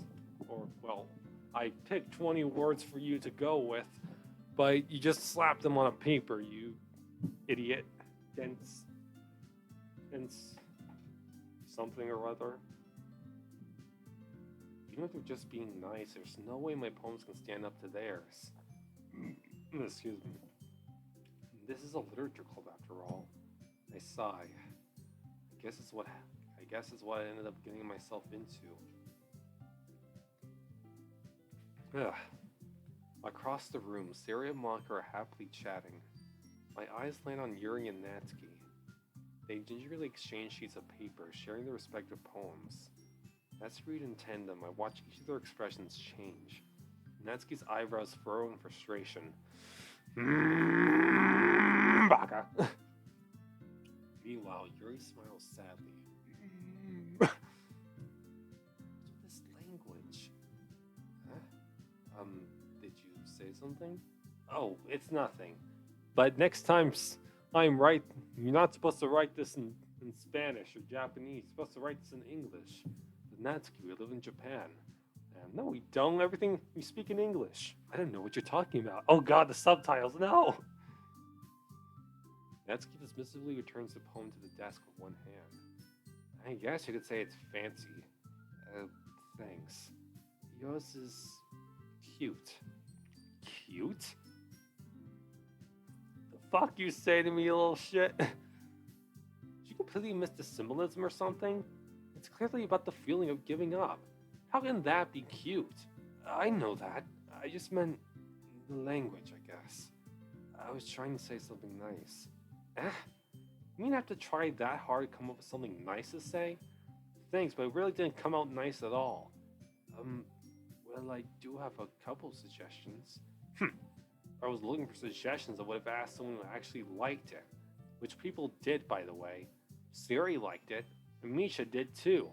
So based on that, I'll gladly give you some suggestions of my own. First of all, excuse me.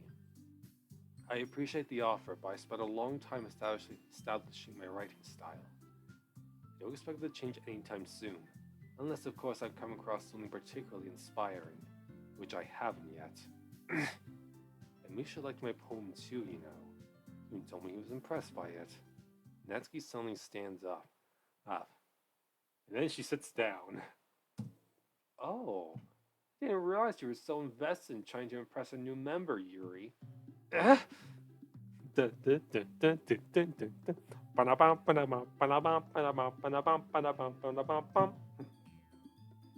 not what I...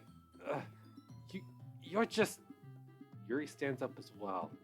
Maybe you're just jealous that Misha appreciates my advice more than he appreciated yours. Huh. How do you know he didn't appreciate my advice more? Are you that full of yourself? No. If I was full of myself, I'd deliberately go out of my way to make everything I do overly cutesy. Is everyone okay? Hey, get the fuck out of here. Well, you know what? I wasn't the one whose boobs magically grew a size bigger as soon as Misha starts showing up. Natsuki. Natsuki, that's a little... It doesn't involve you. I don't like fighting, guys. Suddenly, both girls turned towards me as if they just noticed I was standing there. You! Then they just shoot me. Bam, dead. Misha, she's just trying to make me look bad. That's not true. She started. She could get over herself and learn to appreciate that simple writing is more effective. And this wouldn't have happened in the first place. What's the point of making her poems all convoluted for no reason? The meaning should jump out at the reader, not force them to have to figure it out. Help me explain that to her, Misha. Wait, It's the reason we have so many deep and expressive words in our language. It's the only way to convey complex feelings and meaning the most effectively. Avoiding them is not only unnecessarily limiting yourself, it's also a waste. You understand that, right, Nisha? I think this conversation is fucking stupid and y'all being a bunch of petty shits. I'm gonna go now to the anime club. This club sucks. Oh shit, no. Well, how did I get dragged into this in the first place? I didn't know anything about writing. Yeah, like, okay, so I don't mind this argument in the actual game, but like, I personally prefer like the mod Doki Doki Blue Skies. They redo this argument in scene to focus more on the two nitpicking each two who who arguing about each other's writing styles and their personalities more rather than trying to get MC than arguing about than having a cat fight about MC, which I think works better, which is why I use that as a basis for Magenta Affinity's argument. And, and I think that works better. But whomever I agree with, they'll probably think more highly of me.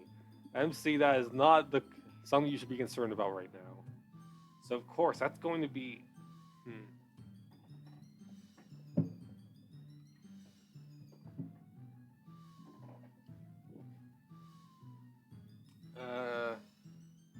Let's see. I don't think it really matters who I choose here.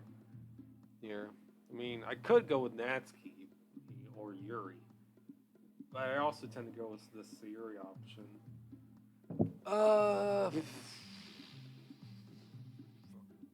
Yeah, personally, I think this. Yeah, I don't agree with either of these two. I think they're being little shits right now. Who? You know what? I'm just gonna go with Help Me Sayuri for all three of these routes. They honestly don't give a shit. Natsuki glares at me, drying up any words I had in my mouth. So instead, I turn to Yuri. Yuri's expression is so defenseless I can't bring myself to say anything to her. Sayuri! What did I do? I haven't been arguing at all. Eh? Yeah. Everyone's fighting is making Sayuri uncomfortable. How can the two of you keep fighting when you know you're making your friend feel like this? Yeah, how dare you upset the bun? How fucking dare you? You'll pay for this with the blood rushing through your veins. Misha. Well, that's her problem. This isn't about her. Maybe just shut the fuck up then. I agree. It's unfair for others to inject their own feelings into our conflict. Then why were you asking me, you fucking hypocrites? It's y'all a bunch of assholes. Yeah, unless Sayuri wants to tell Yuri what a stuck-up jerk she's being. She would never. It's your immaturity that's made her upset in the first place. Excuse me? Are you listening to yourself? It's exactly why nobody likes. Stop! Natsuki, Yuri, you guys are my friends. You're being dumbasses. Cut it out, or I'm not giving you hugs later. Damn it. Okay, I'm sorry. And then everyone was happy. Then things were at peace once again, thanks to Sayuri. I just want everyone to get along and be happy. My friends are wonderful people. I love them because of the differences. Natsuki's poems. They're amazing because they give you so many feelings with just a few words. And Yuri's poems are amazing because they paint beautiful pictures in your head. Everyone's so talented. So why are we fighting? Because, well... Also, Natsuki's cute and there's nothing wrong with that. Yuri's boobs are the same as they always were. Big and beautiful. Yeah!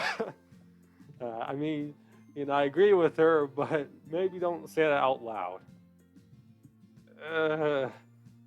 David, Sarah, you may be jealous of Yuri. Sayuri stands triumphantly. She's proud of herself. She states nothing but facts. Waka stands behind her with a bewildered expression. Oh yeah, her boobs are big and beautiful. I'll make some tea. Yeah. Yuri rushes off. Yuri in a hurry. Natsuki sits down with a blank expression on her face, staring at nothing. It's like that one Evangelion meme. I really need to watch that show. There's a bunch of shit I need to watch. And once I get at Disney Plus, Hulu, HBO Max, and YouTube installed onto this TV in my room, assuming I can do that, I'll be able to binge watch a whole bunch of shit in the comfort of my bed. It'll be amazing. Oh, shit. Okay. Oh, whoops. Actually, got the lamp. Okay. Okay. We're not gonna die today. This is no place to die. So this is why Sirius Vice President. Whisper to Monica. So that's why Sirius Vice President. She nods in return. To be honest, I might come off as a good leader and I can organize things. But I'm not very good with people. I can't even bring myself to interject. As president, that's kind of embarrassing of me. Nah, it's not like I can blame you. I wasn't able to say anything either. Well, I guess it just means Siri's amazing in her own ways, isn't she? And you could say that. She might be an airhead, but sometimes she's weirdly suspicious that she knows exactly what she's doing. Yeah, Sayuri is a lot smarter than one would think. Like, I really don't like the interpretations, the fan interpretations, where she's just treated as a 3-year-old who doesn't know what sex is. Like, she's 18 years old, and a senior, so she's probably at least average in terms of IQ. Like, she can be clever at times. I see. Take good care of her, okay? I would hate to see her get herself hurt. That makes 2 of us. That was a fucking lie. You can count on me. Monica smiles sweetly at me, causing my stomach knot. Ooh, fuck! Such a genuine person really does make a good president, regardless of what she says. Only I could get the chance to talk to her a little more. If only. But sadly, the only way we're gonna do that is by hacking the game, probably. Okay, everyone. It's just about time for us to leave. How'd you all feel about sharing poems? It was a lot of fun. Well, I'd say it was worth it. Aside from that one part, it was alright. Well, mostly. Misha, how about you? Yeah, I'd say the same. It was a neat thing to talk about with everyone. Awesome! In that case, we'll do the same thing tomorrow. Maybe you'll learn something from your friends, too. So your poems will turn out even better. I think to myself, what a wonderful world. I did learn a little more about the kinds of poems everyone likes. With any luck, that means I can at least do a better job impressing those I want to impress.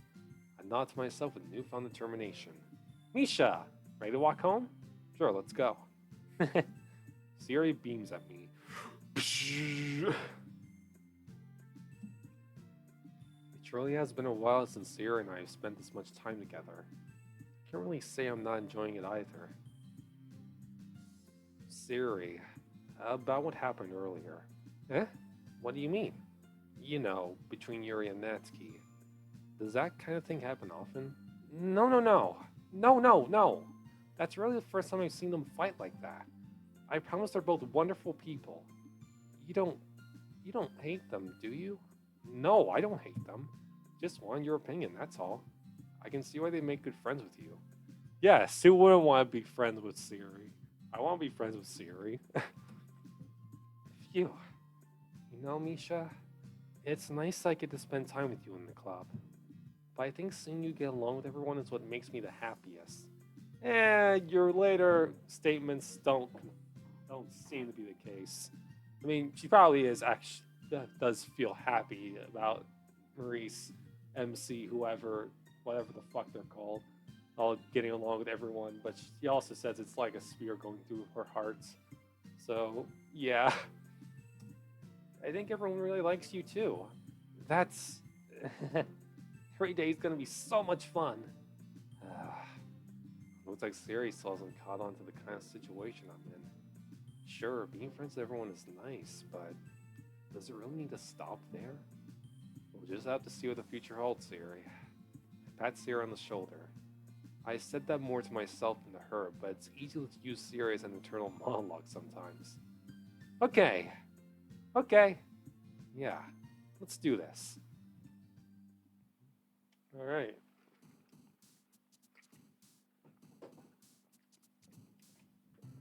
I think I do better with commentary when it's like a narrative focused game like this. Which really makes you want to get to Katawa Shoujo, but I want to do that with Mom. Assuming she finally feels good enough to do that game. Yeah, she's still not feeling good enough for videos. It's really annoying, but it's not like I can do anything about it. I also don't want to bug her about it too much. So, yeah, actually, we're still watching Spy X Family, which is pretty good. Finally got to see Bond, the dog. He's adorable. Well, I want to give him the hugs. Anya's still adorable. Goran and Lloyd are great. Etc. etc. We also finally got to watching Batman Beyond. We're on season 2, and I freaking love Batman Beyond. It is such a cool show, and I want a live action movie so badly. Like imagine the Batman, but if it was Batman Beyond. Could you imagine how good that would be? That would be amazing. Pretty sure somebody's done a video about like their hypothetical pitch for a Batman Beyond live action movie. Yeah, that would be interesting. Yeah. Anyway, let's see what else to do. See, we'll finish off this poem mini game so that for the next video, and then I think I'm gonna do a little something extra to like make this playthrough stand out a little more from the one I did with Mom. Okay, so okay. Yeah, see. Yeah. I do want to do more DDLC mods, but sadly I haven't had the motivation to go through them, and also I played a bunch of them. Like Exit Music, both versions, I've played through those. Those Fruits of the Literature Club, Blue Skies. Nice. Like I don't know what mod I should play. Hey, like feel free to recommend something, even if I've already played it before. Like I actually never finished the Natsuki route in Blue Skies. I keep accidentally pressing in Siri words. Yeah. Yeah, it would be cool to make like a Doki Doki Magenta Affinity mod. Like actually have a mod with Mizuki, Aiko Toma, and my other characters and follow the story. I would love to do that, but sadly I don't have the resources or skills for that. So unfortunately that's probably just gonna be a dream. But I would love to do that, or for someone to do that, and for me to help out. Now, yeah, I really need to take a shit. Let's see, I'm gonna save, and then I'm gonna go to the bathroom, and then I'm gonna exit DDLC. Okay, I'll be right back.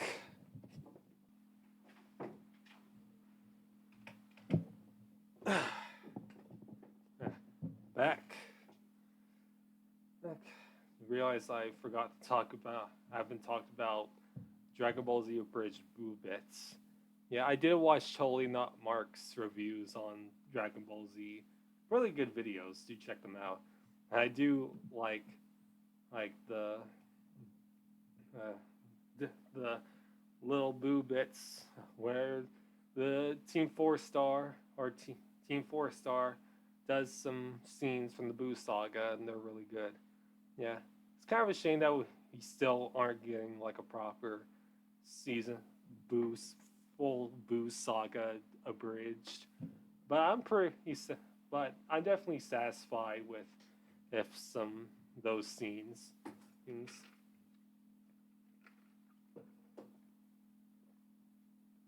My favorite is probably the one with the spirit bomb. Um, um, with Vegeta just doing his Vegeta stuff, and the guy people on Earth are just like, you know what? I'm taking my energy back. Yeah, fuck this guy. And then the spirit bomb it's smaller, and then Goku's just like, Vegeta, stop Vegetaing. You're making it worse. Then Mr. Satan talks, just says, people of Earth, and then everybody gives some energy. And Vegeta's just like, I swear I'd let that planet burn if it just wasn't where I kept all my stuff. Yeah, that's great. I love that. Okay. So I'm thinking for one last thing, as a bonus, I'd read some of my fanfic Magenta Affinity for fun. On, like, I think it'd be a nice little bonus and all this. I think, see, probably got to block out a bunch of this. Okay. Hold on. Let's see, I'm was considering reading off the archive, reading off AO3 because I made a bunch of edits that make the story a little better in terms of writing.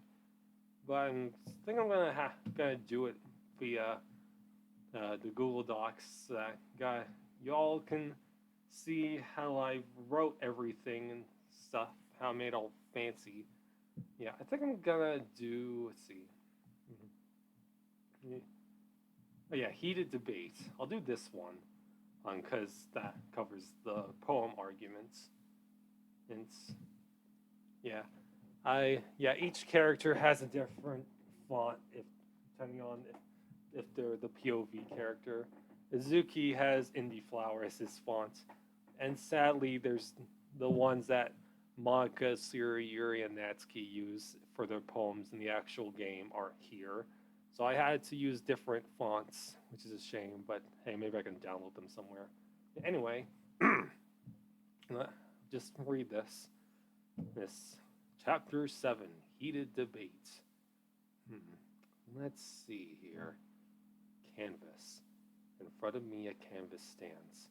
What may I see on it? A mountain or... Wait on. Maybe I should add music? I'm gonna add music. Yeah, probably making this a little drawn out. Let's see. Just gonna use stuff from the OST. Let's see.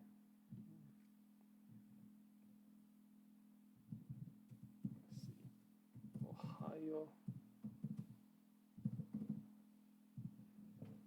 See, I'll use Ohio Siri for this first part. Alright.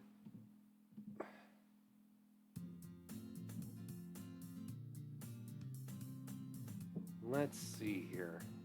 Canvas. In front of me, a canvas stands. What may I see on it? A mountain or a man? I don't know the answer, for I hold the pen. But I'll find out myself, like I always have been. One line, another line. I keep on adding, as I imagine in my mind. Though once I see the full picture, it doesn't feel right. But figures. So what to do about the messes I made? Well, starting over won't ruin my day. After all, if I do this again, then who's to say I couldn't master it? Yeah, do like that poem. Pretty simple, but works well, especially for Izuki. Yeah, and this is my regular Izuki voice when I voice him. I do try to give each character like their own little voice or dialect or whatever. Whenever I voice their lines like in the actual game when I'm playing that. But whatever. Not too shabby. Sure, it's pretty simple, but like this poem implies, I wouldn't get better unless I tried again, right? Oh, working on something, Izuki? Oh, right. Whenever she has the opportunity, Eiko likes to visit other classes in order to help the students. And that one isn't. The help is capitalized when it probably shouldn't.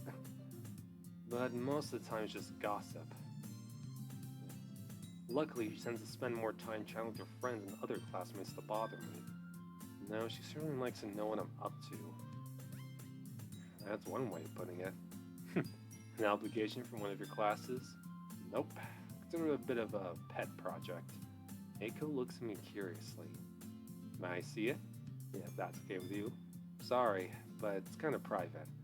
In truth, I just prefer that Eiko keeps her nose out of my business with the literature club. Knowing her, she'll probably just stir up trouble. You know, Azuki, after all interactions, I feared we were close enough to share certain parts of ourselves. Yeah, I'm not feeling eating your guilt-tripping crap. Nothing personal, Eiko.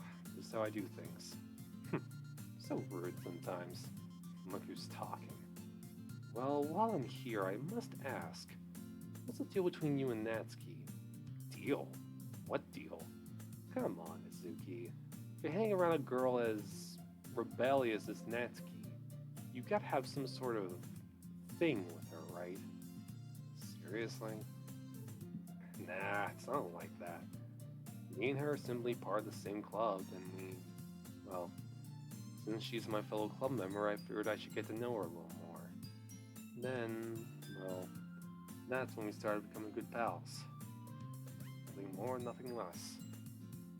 When I say that, I notice Eiko's composure falters a bit, but just as quickly she puts her cheery popular girl face back on. Really now, because from what I know, Natsuki's not much of a people person. Why would you hang around someone like that? Clearly, this one makes her mask look that much more false. Just because somebody tends to be alone doesn't always mean they want to be alone. All it takes is just one person to help bring that antisocial wall down. I see. Oh, it's time then. Quickly, I grab my stuff and head out the door as soon as I can, which naturally causes Eiko to get a bit annoyed. Stubborn son of a... Since I leave pretty quickly, I don't really catch that last part. But I'm willing to bet that was the most honest she's been with me.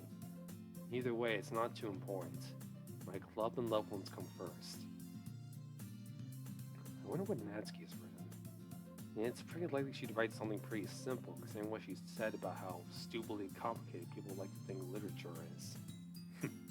I can't wait to see for myself. Wait, why am I feeling red hot in the face?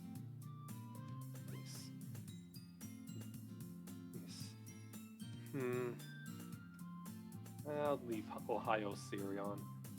Yeah.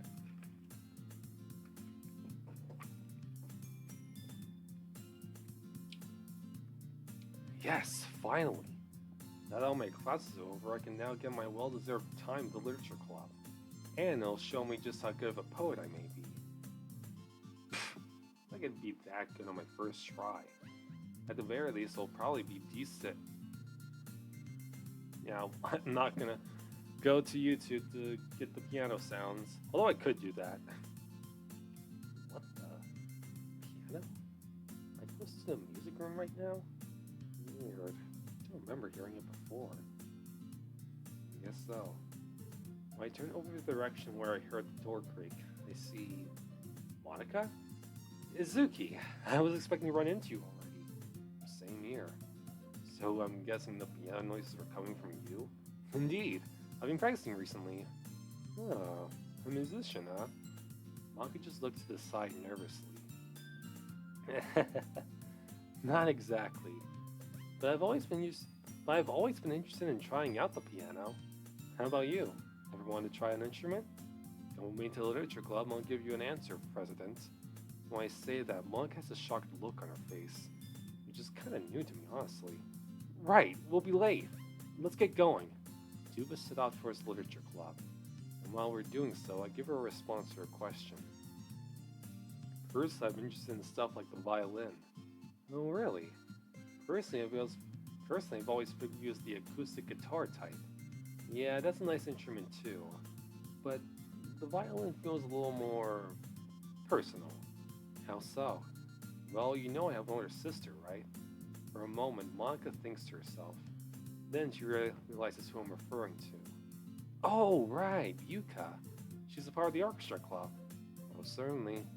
And while I'm not really into playing in orchestras, I've always wanted Yuka to teach me a thing or two about the violin. Monica just gives me a nice smile in response. Maybe we should have the literature club try out instruments. By then, it probably wouldn't be the literature club anymore, would it? True. But it'd be fun, right? Definitely. It's certainly be interesting. I imagine Aiko would be perfect for drums, and Toma might be the flute type. But what would Natsuki's instrument be? Thinking of a special someone? Special what? Maka just giggles a bit in my confusion. Come on, Izu, you know who I'm talking about. Oh, this again? At least Echo isn't the one asking you the question this time. I'm guessing you've gotten it. That's the line.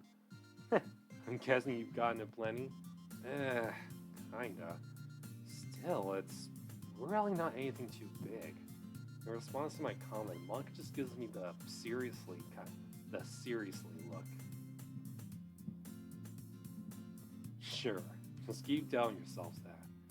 As long as you two are enjoying yourselves, you can do whatever you like. Well, I can appreciate that. At least she isn't being very pushy about it. But still, me and Natsuki? Yeah, that sounds pretty far-fetched. So that was a fucking lie. Sure, she is cute, and plenty of fun to spend time with. Shouldn't that stuff wait? No, stop that. We are not doing this. Especially since we're at the literature club now. Just need to take a deep breath. What is it, Zuki? Nothing. Let's just go in. Now that I've calmed down a little, me and Monka go into the club room. Yeah.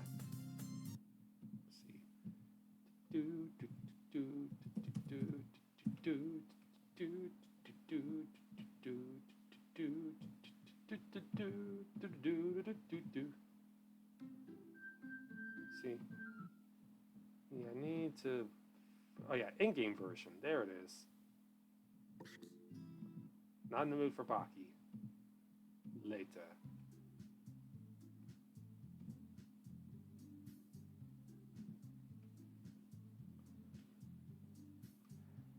And naturally, pretty much everyone else is already here. There you two are. What was taking you so long? Well, turns out Monica's been working on her piano skills, and I just happened to run in. Hey, I wanted to say it. Just did. Sorry. Isn't often I see Monica flustered. MC here also agrees. Maurice is MC's name in this continuity. MC is a nickname for Maurice. It stands for Maurice Chan. It's a headcanon nickname from that Sari gave him during childhood. That's basically it.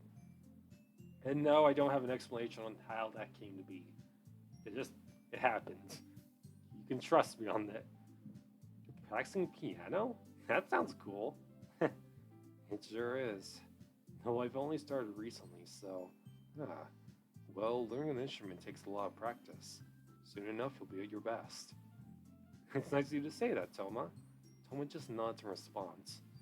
Oh, when you're ready, you should try and play something for us. Monka gets a bit nervous when Siri says that. That's gonna take a while, but I'll certainly consider it.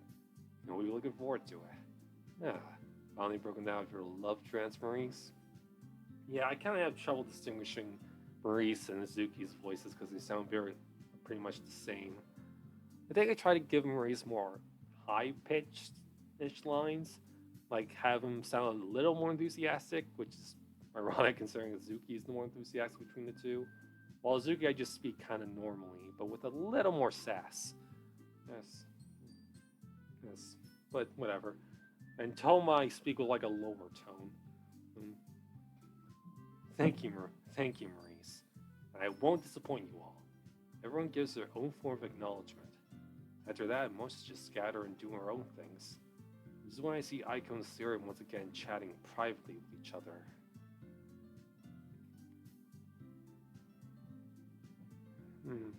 Still not spilling the beans, huh? Nope. But I can leak a bit with the right tools. That sounded weird. Well, it didn't have to. And yet you did it anyways. Oh, son of a... Relax. Just enjoy ourselves a bit. We'll figure out what to deal with them soon enough. Natsuki takes one last glance at them before nodding her head and heading with me to the closet. Yeah, admittedly, I probably could have changed that line a little. But hey, it works. Play with me.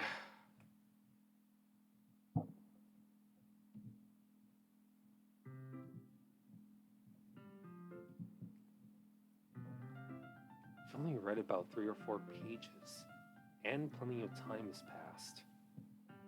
Not feeling up the parfait girls today? What? No, I'm up for it. I'm up to it. It's fine. Don't need to read parfait girls 24/7 every time we're in this room. Fair enough. Natsuki takes the novel and places it into the box with the other chapters. Then she sits right back next to me. Is the emoji share getting to you?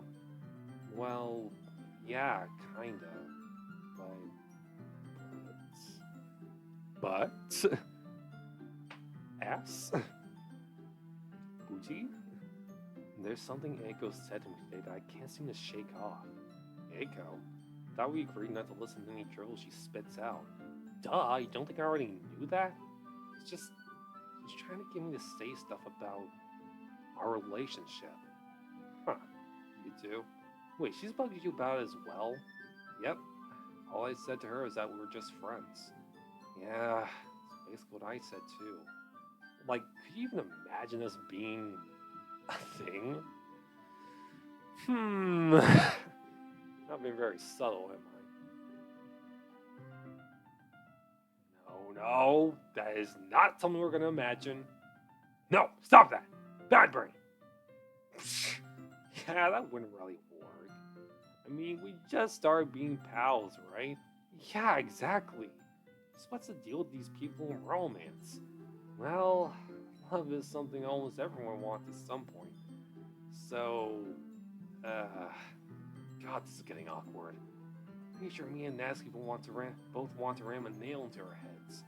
Hell, we're just staring at each other and looking like goddamn tomatoes. Why is it the topic of our conversation? Okay, everyone? Oh, thank God. Whoops. We said it a little too loud. Luckily, everyone just moves on. Anyways, we're gonna start our poem sharing. You'll start with the person next to you and then share your work with everyone else.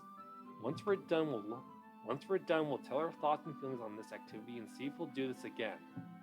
When I look over at everyone else, I see a different variety of responses to this whole thing. Aiko and Siri look pretty upbeat about the whole thing. Yuri looks like he just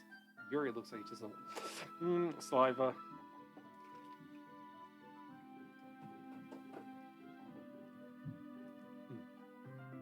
Yuri looks like she doesn't want to exist. Toma looks a bit hesitant but also reluctant. Maurice also kind of looks like he doesn't want to be here. And Natsuki is still kind of nervous. Admittedly, I'm a bit on edge, but more so due to what we were just discussing.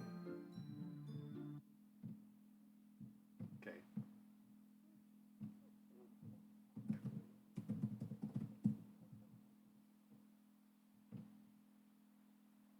Okay, I'm gonna see. Okay, everyone. So gonna keep this one. Let's see. And Natsuki.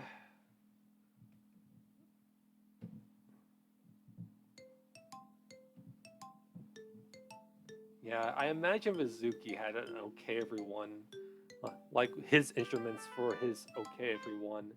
It'd probably be violin mostly, maybe with some drums and acoustic guitar in there. Yeah, I imagine that would be his. Aiko would have drums, and Toma would have the flute. I don't know what Mio or Chica would have though. No. So, poems? Yeah, poems. Grabbing her bag, Natsuki pulls out a somewhat ruffled piece of paper and holds onto it tightly in her hands. Meanwhile, I'll pull my poem out from my binder and hold onto it with a single hand. Would you prefer if I go up first? Sure. Whatever. Clearly she's still trying to compose herself. I end up giving her my poem still, which she grabs and then scans over. Yeah, I probably should have stated earlier that if you haven't read Magenta Affinity yet, it's probably going to have some spoilers here and there. Which you can fix by reading the story yourself if you want. You don't have to read all of it though, there's a lot of it. Just read the main story at the very least. I'd appreciate it, thank you. I can see a bit of a serious look on her face as she looks at my poem. Though as she goes further down, her expression turns to a bit of surprise. Does that mean she actually really likes it? Once it looks like she's finished it, I can't tell whether she's just as nervous as before. Izuki, this is, good? Yeah, it's alright.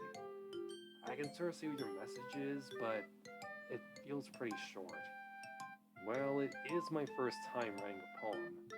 Also, does that mean you wanted more of my poetry? Pfft, don't be ridiculous. Your poetry isn't awful, but it's not anything too special either. Wow, how wounded I feel. Natsuki suddenly scoffs at my comment, but at least she feels more at ease now. Alright, poetry expert, how about you show me what a true pro can do? I spoke too soon. Or thought too soon? Either way, Natsuki just silently hands me the poem. Then I look over it. Eagles can fly, monkeys can climb, and crickets can leap. Horses can race, owls can seek. Cheetahs can run, eagles can fly. People can try, but that's about it. Interesting. Yeah, I probably should have incorporated more poems throughout the story. Yeah, I didn't do that because as it kind of had it's what am I trying to say? I making poems is kind of tricky, especially when writing it in different styles, and that's why I didn't do it as much as I probably should have. But I still like the poems I came up with in the DDLC. Yeah, it's not too good, is it? Nope, I think it's really good. Sure, it's pretty simple and short, but at the same time, the message and words hit hard enough that it's really not too much of an issue. The most noticeable one being at the end when you broke the rhyming scheme. When I finished saying my piece, Natsuki goes from surprise to a mix of happiness and confidence. Of course that was intentional. That's just one way to hit the reader with a great message or theme. And it shows you don't need something stupidly vague or complex in order for it to work. I simply nod in response, which appears to satisfy Natsuki enough. Be sure to keep my ideas in mind. That I will do. After that, we go our separate ways and go search for another person to share with. So far, trying to pronounce it right. So far, I'd say things are going pretty good. Though I'm more so curious about a certain pair of happy-go-lucky pals. But then my train of thoughts is interrupted by somebody covering my eyes. Guess who? Wait, hold on.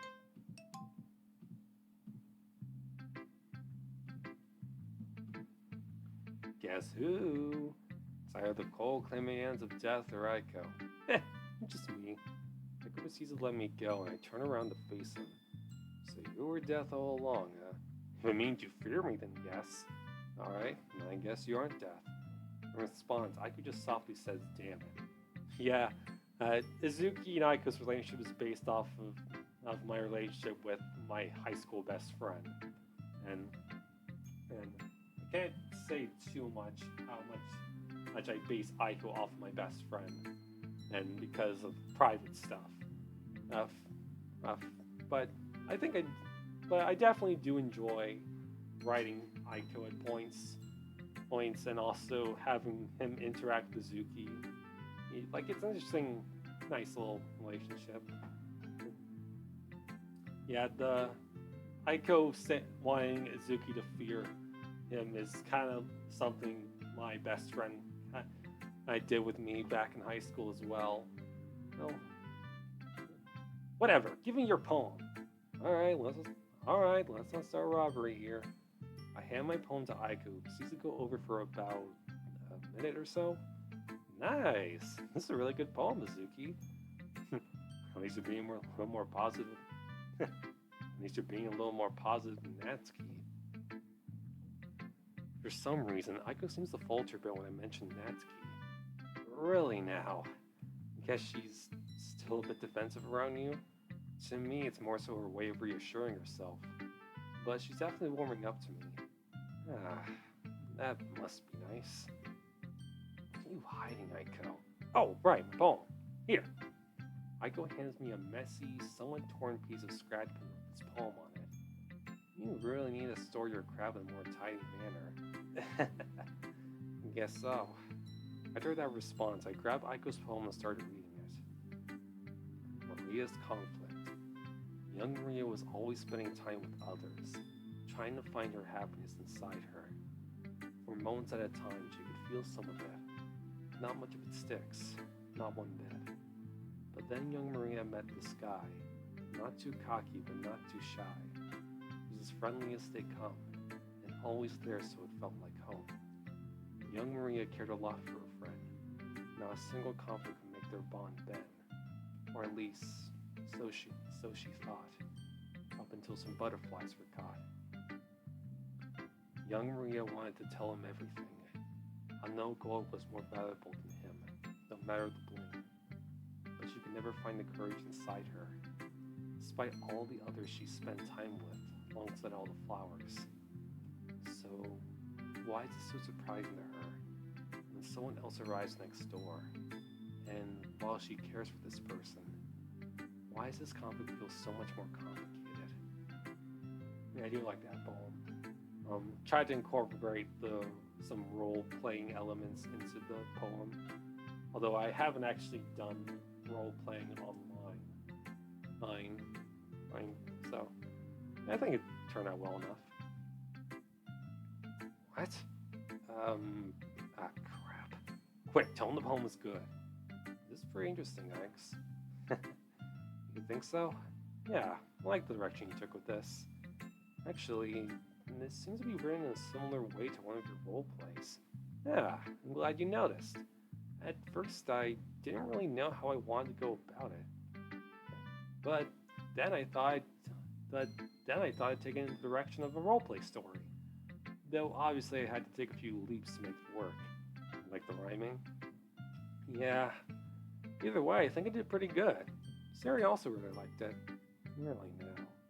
Was there also something else to discuss?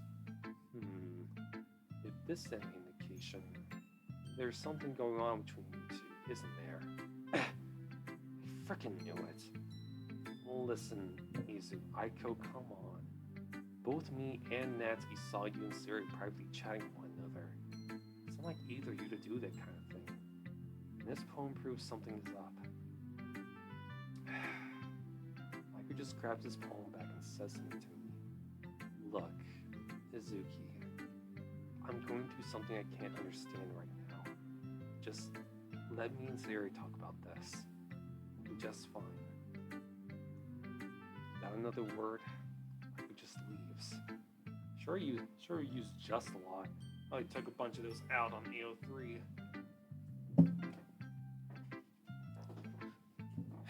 Yeah, that went about as well as I expected. Sure, Aiko may look pretty obedient and social on the surface.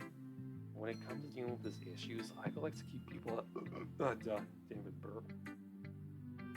When it comes to dealing with his issues, Aiko likes to keep people at a distance, which isn't always the best option.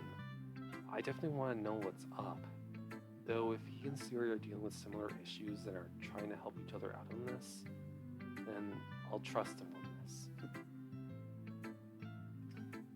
Aiko, despite what he may say or do, isn't an idiot.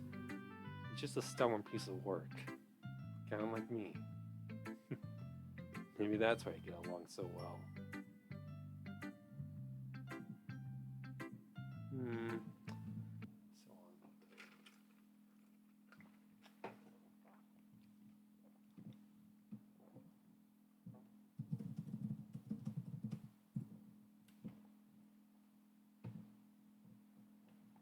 Smells like lavender. Cleans like chlorine. Freaking YouTube ads. Feels like tranquility.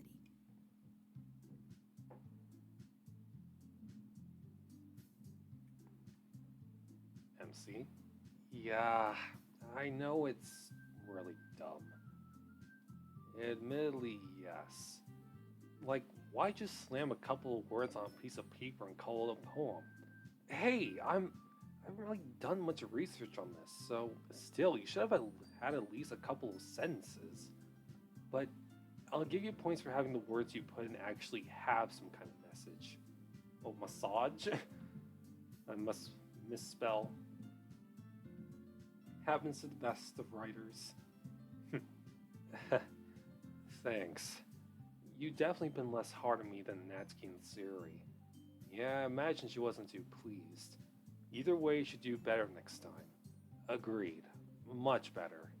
As Henry reads his poem back to him, I notice the other people sharing. Monica and Aiko, Siri and Toma, and... oh boy.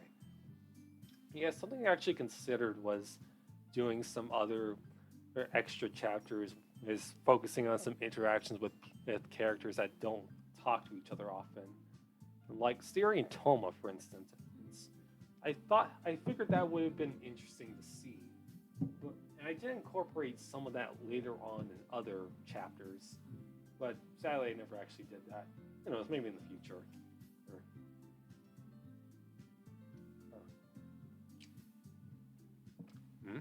What is it? I'm really pointing over on Natsuki and Yuri, who appear to be a bit troubled. It looks like Maurice can see it too. So, is this bad? Most likely. But I'm not going to go in just yet. For all I know, they may just end up respectfully disagreeing and leave. Maurice just gives a bit of a nervous look and turns his gaze back to Natsuki and Yuri. Done. Yeah, I looked at the Blue Skies arguments for as the basis for this version of the argument between Natsuki and Yuri. He definitely tried to make it, tried to edit the sentences and whatnot, or to make it more unique. Like I didn't want to just plagiarize the whole thing. I did what I could to make it more original. Well, done. Huh? Already? Yeah? What? You think I wouldn't understand your fancy writing style? It's not that at all. Most of the others just had a bit of trouble reading my handwriting. And I just wanted to make sure you understood the metaphors in the message. Yeah, I did. It was fancy, I guess. I've come to learn that as her way of saying I didn't like it, but I can't just say it. Or at the very least, I liked it, but I also wanted to tear my eyes out a bit. Thank you. Though I believe you might enjoy it a little more if you looked more into it. Well, I liked it enough already. How about you? Done with mine yet? Yes. Yours is... cute? Ah, shit. Cute? Did you even care about the message I was trying to convey? I did. It's just... God damn it. Gonna bet 20 yen their prejudices on poetry is causing them to get a bit antsy with each other. Just hope one of them put the...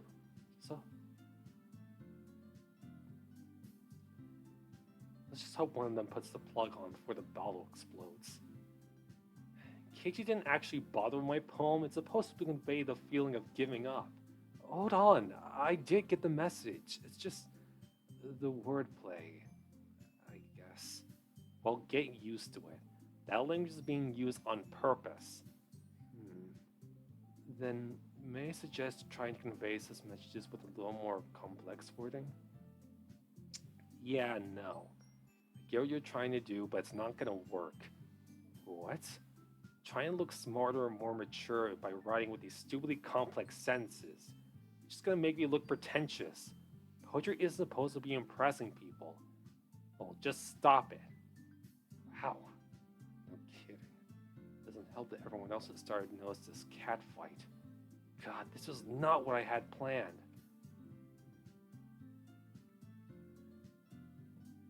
Let's see, gonna add some silence to this. And then, let's see. Poem Panic. Yeah, I do like this track. Like, it just feels like unadulterated chaos.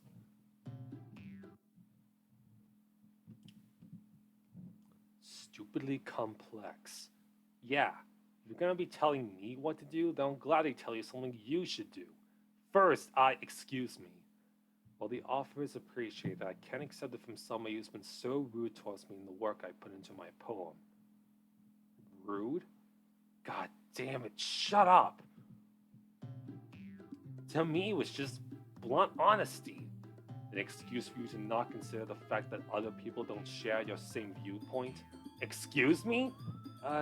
Could you two zip it? I'm not gonna stand here and have you all consider this. What? Is Yuri the one getting angry right now? What? You know, maybe I should thank you for this, Natsuki. I never felt this angry in my life. And because of it, I had the courage to speak my mind. Could this be why you're so blunt? Maurice, keep an eye on them.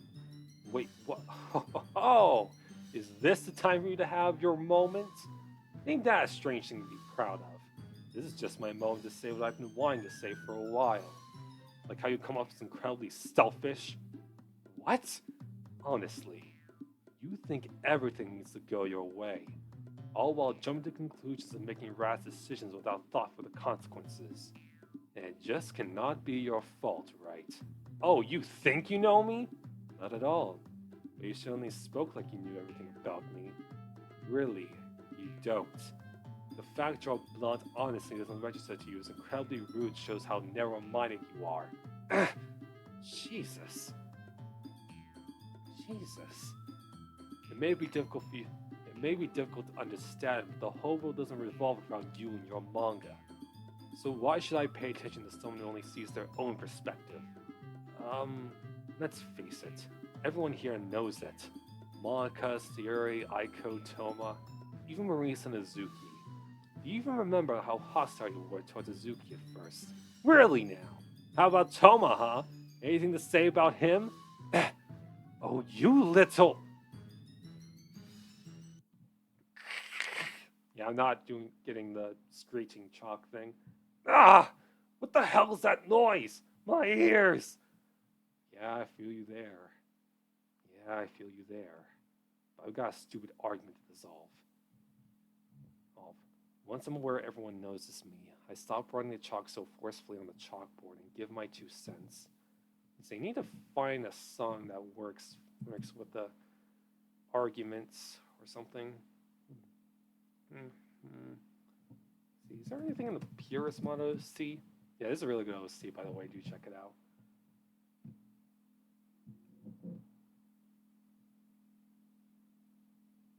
Dusk. Don't really listen to the bad ending tracks.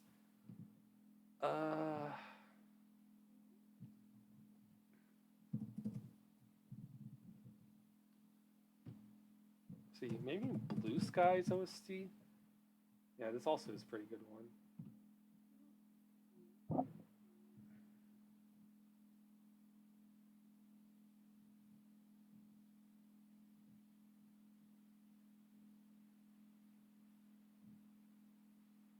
It's choking up.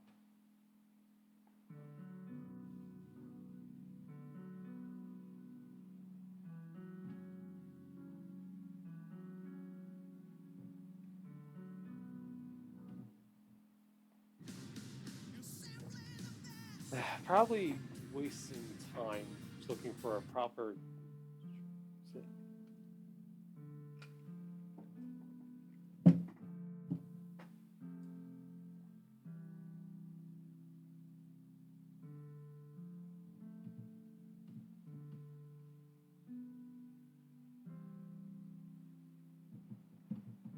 Okay, you know what? I'm just gonna go silent from here. Once I'm aware everyone knows it's me, I stop writing the chalk so forcefully on the chalkboard and give my 2 cents. You see, that was how it felt watching 2 bitch about something so incredibly stupid. Immediately, nearly everyone is surprised at my sudden serious tone. Except for Izuki, you are not gonna stop. Zip it! You better shut the hell up. Now with both of the girls' attention on me, I go over to the 2 of them and give them a piece of my mind. I gotta say, this is the dumbest argument I've ever observed. And it all started just because you 2 couldn't just suck it up and say, your poem isn't my cup of tea, but I still like and respect it. You don't know how much Yes, I get it. Honestly, I understand why you both be upset with each other. If somebody told me they didn't like my poem, then I deal with it. But then you both start getting your prejudices not good speaking quickly when trying to voice a more aggressive line. I'm good with voicing anger characters in bad moods like anger, but not so much sad. I suck at sad. But then you two both started letting your prejudices get in the way of your judgments, which is exactly why this argument even started in the first place. That's that's not true. Actually, it is.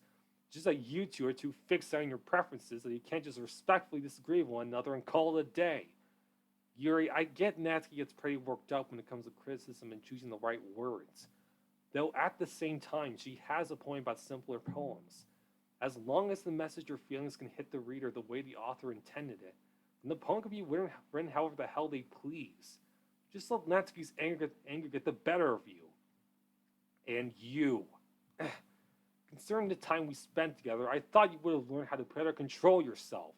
And yet here you are, getting worked up just because of a slip up for a compliment. Sure, you're right to see poems don't need to be complex to work. But at the same time, complex poetry helps paint some interesting images in our heads and get us to think about what the meaning is. However, because Yuri's mess up just slightly pissed you off, you decided to run your mouth and do something stupid. Either way, you two had some good points. But how the hell are you supposed to make your point convincing? You either can't think of the other person's perspective or be more cautious and cool headed with your words. Seriously, if this is how you react with just some friendly writing sharing, then how the hell are you ever going to function outside of high school?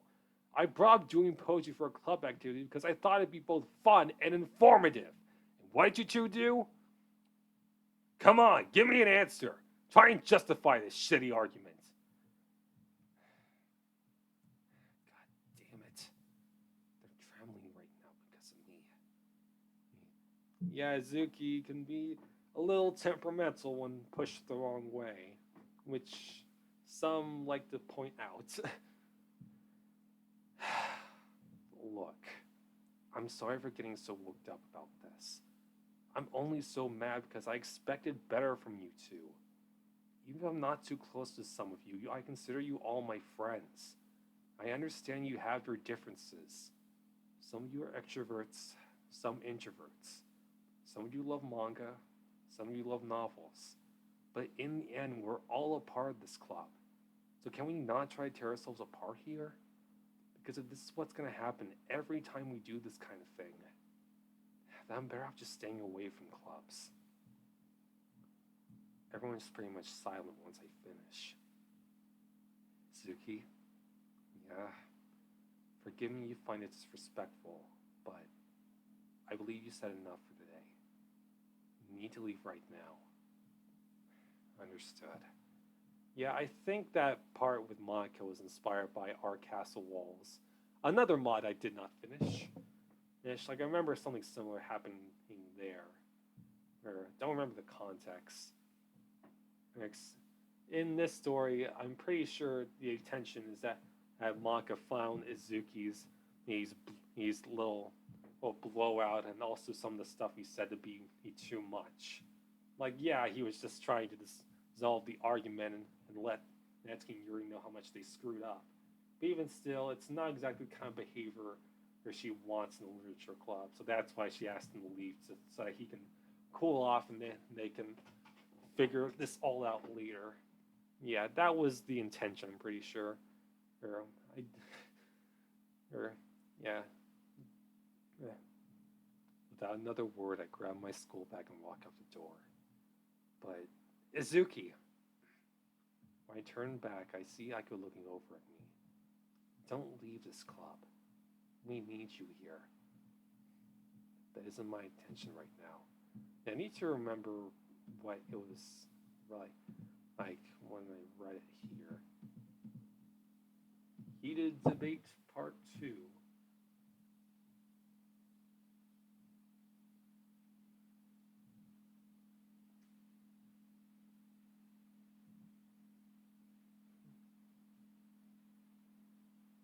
That isn't my intention right now. Hey, I just cut out that last part because I felt it was. Yeah, I think I just found that, but it might be line kind of meh. So I just get rid of that. After that, I take my leave. The bad taste in my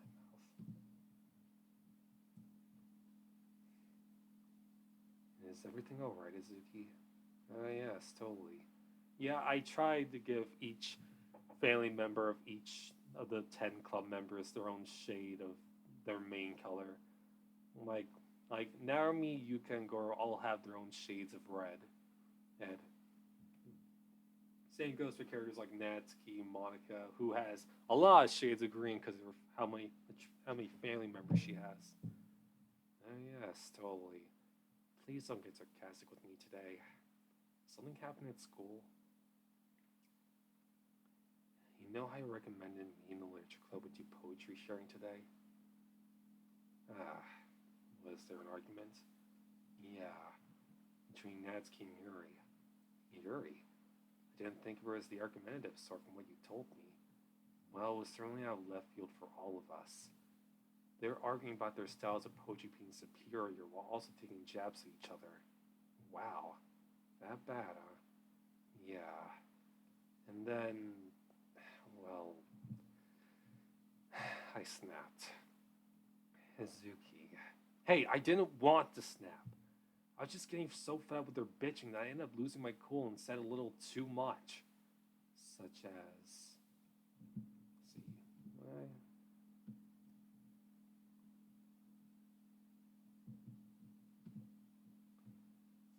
That if this is gonna happen all the time we do this kind of thing, I just straight up quit. Mom puts her hand on my shoulder. You did some good there. Sure, you could have done it in a more calm manner, but you still told them the truth of the situation and made it clear they can't keep acting like that. They were trembling when I finally calmed down. I'm sure you don't think negatively of you for it. So it doesn't make it any less frightening to see one of your friends suddenly yell at you for trying to defend yourself. While I appreciate that you've become calmer over the years, sometimes you just gotta be honest about how you feel. Plus, a friend will always have their limits, whether they admit it or not. Just be glad you stopped them before some real damage could be done. You just always know what to say to make me snap out of a bad mood, huh? Well, I did raise you after all. What kind of mother would I be if I couldn't figure out what makes you tick? Good point. You share a bit of a chuckle after that. Honestly, I've gotta stop being so hard on myself when it comes to my anger. Sure, there's a reason why I keep it locked and loaded. But sometimes, the rage is the only way to make people realize the important stuff. And today, it's friendship. Yeah, that was one of the chapters of DDMA. Yeah, I do like that chapter.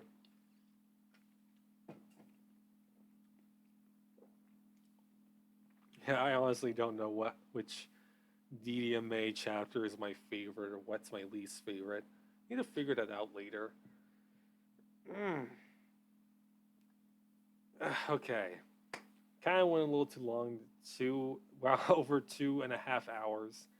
Didn't really need to do this, but I figured why not for fun. Alright, so thanks for watching. I'll get back to this at some point later. I do want to do more videos to make this a full series of videos. I do want to cover more DDMA chapters for fun. And happy 6th anniversary to Doki Doki Literature Club, and also like Monica. See, she's 18 in 2017, so she's 24 now. Happy 24th birthday, Monica. Yeah. Thanks, Stan Salvato and company, for making an unforgettable experience. Now I hope to see more cool DDLC stuff later. Yeah, so, alright. Nice. Farewell.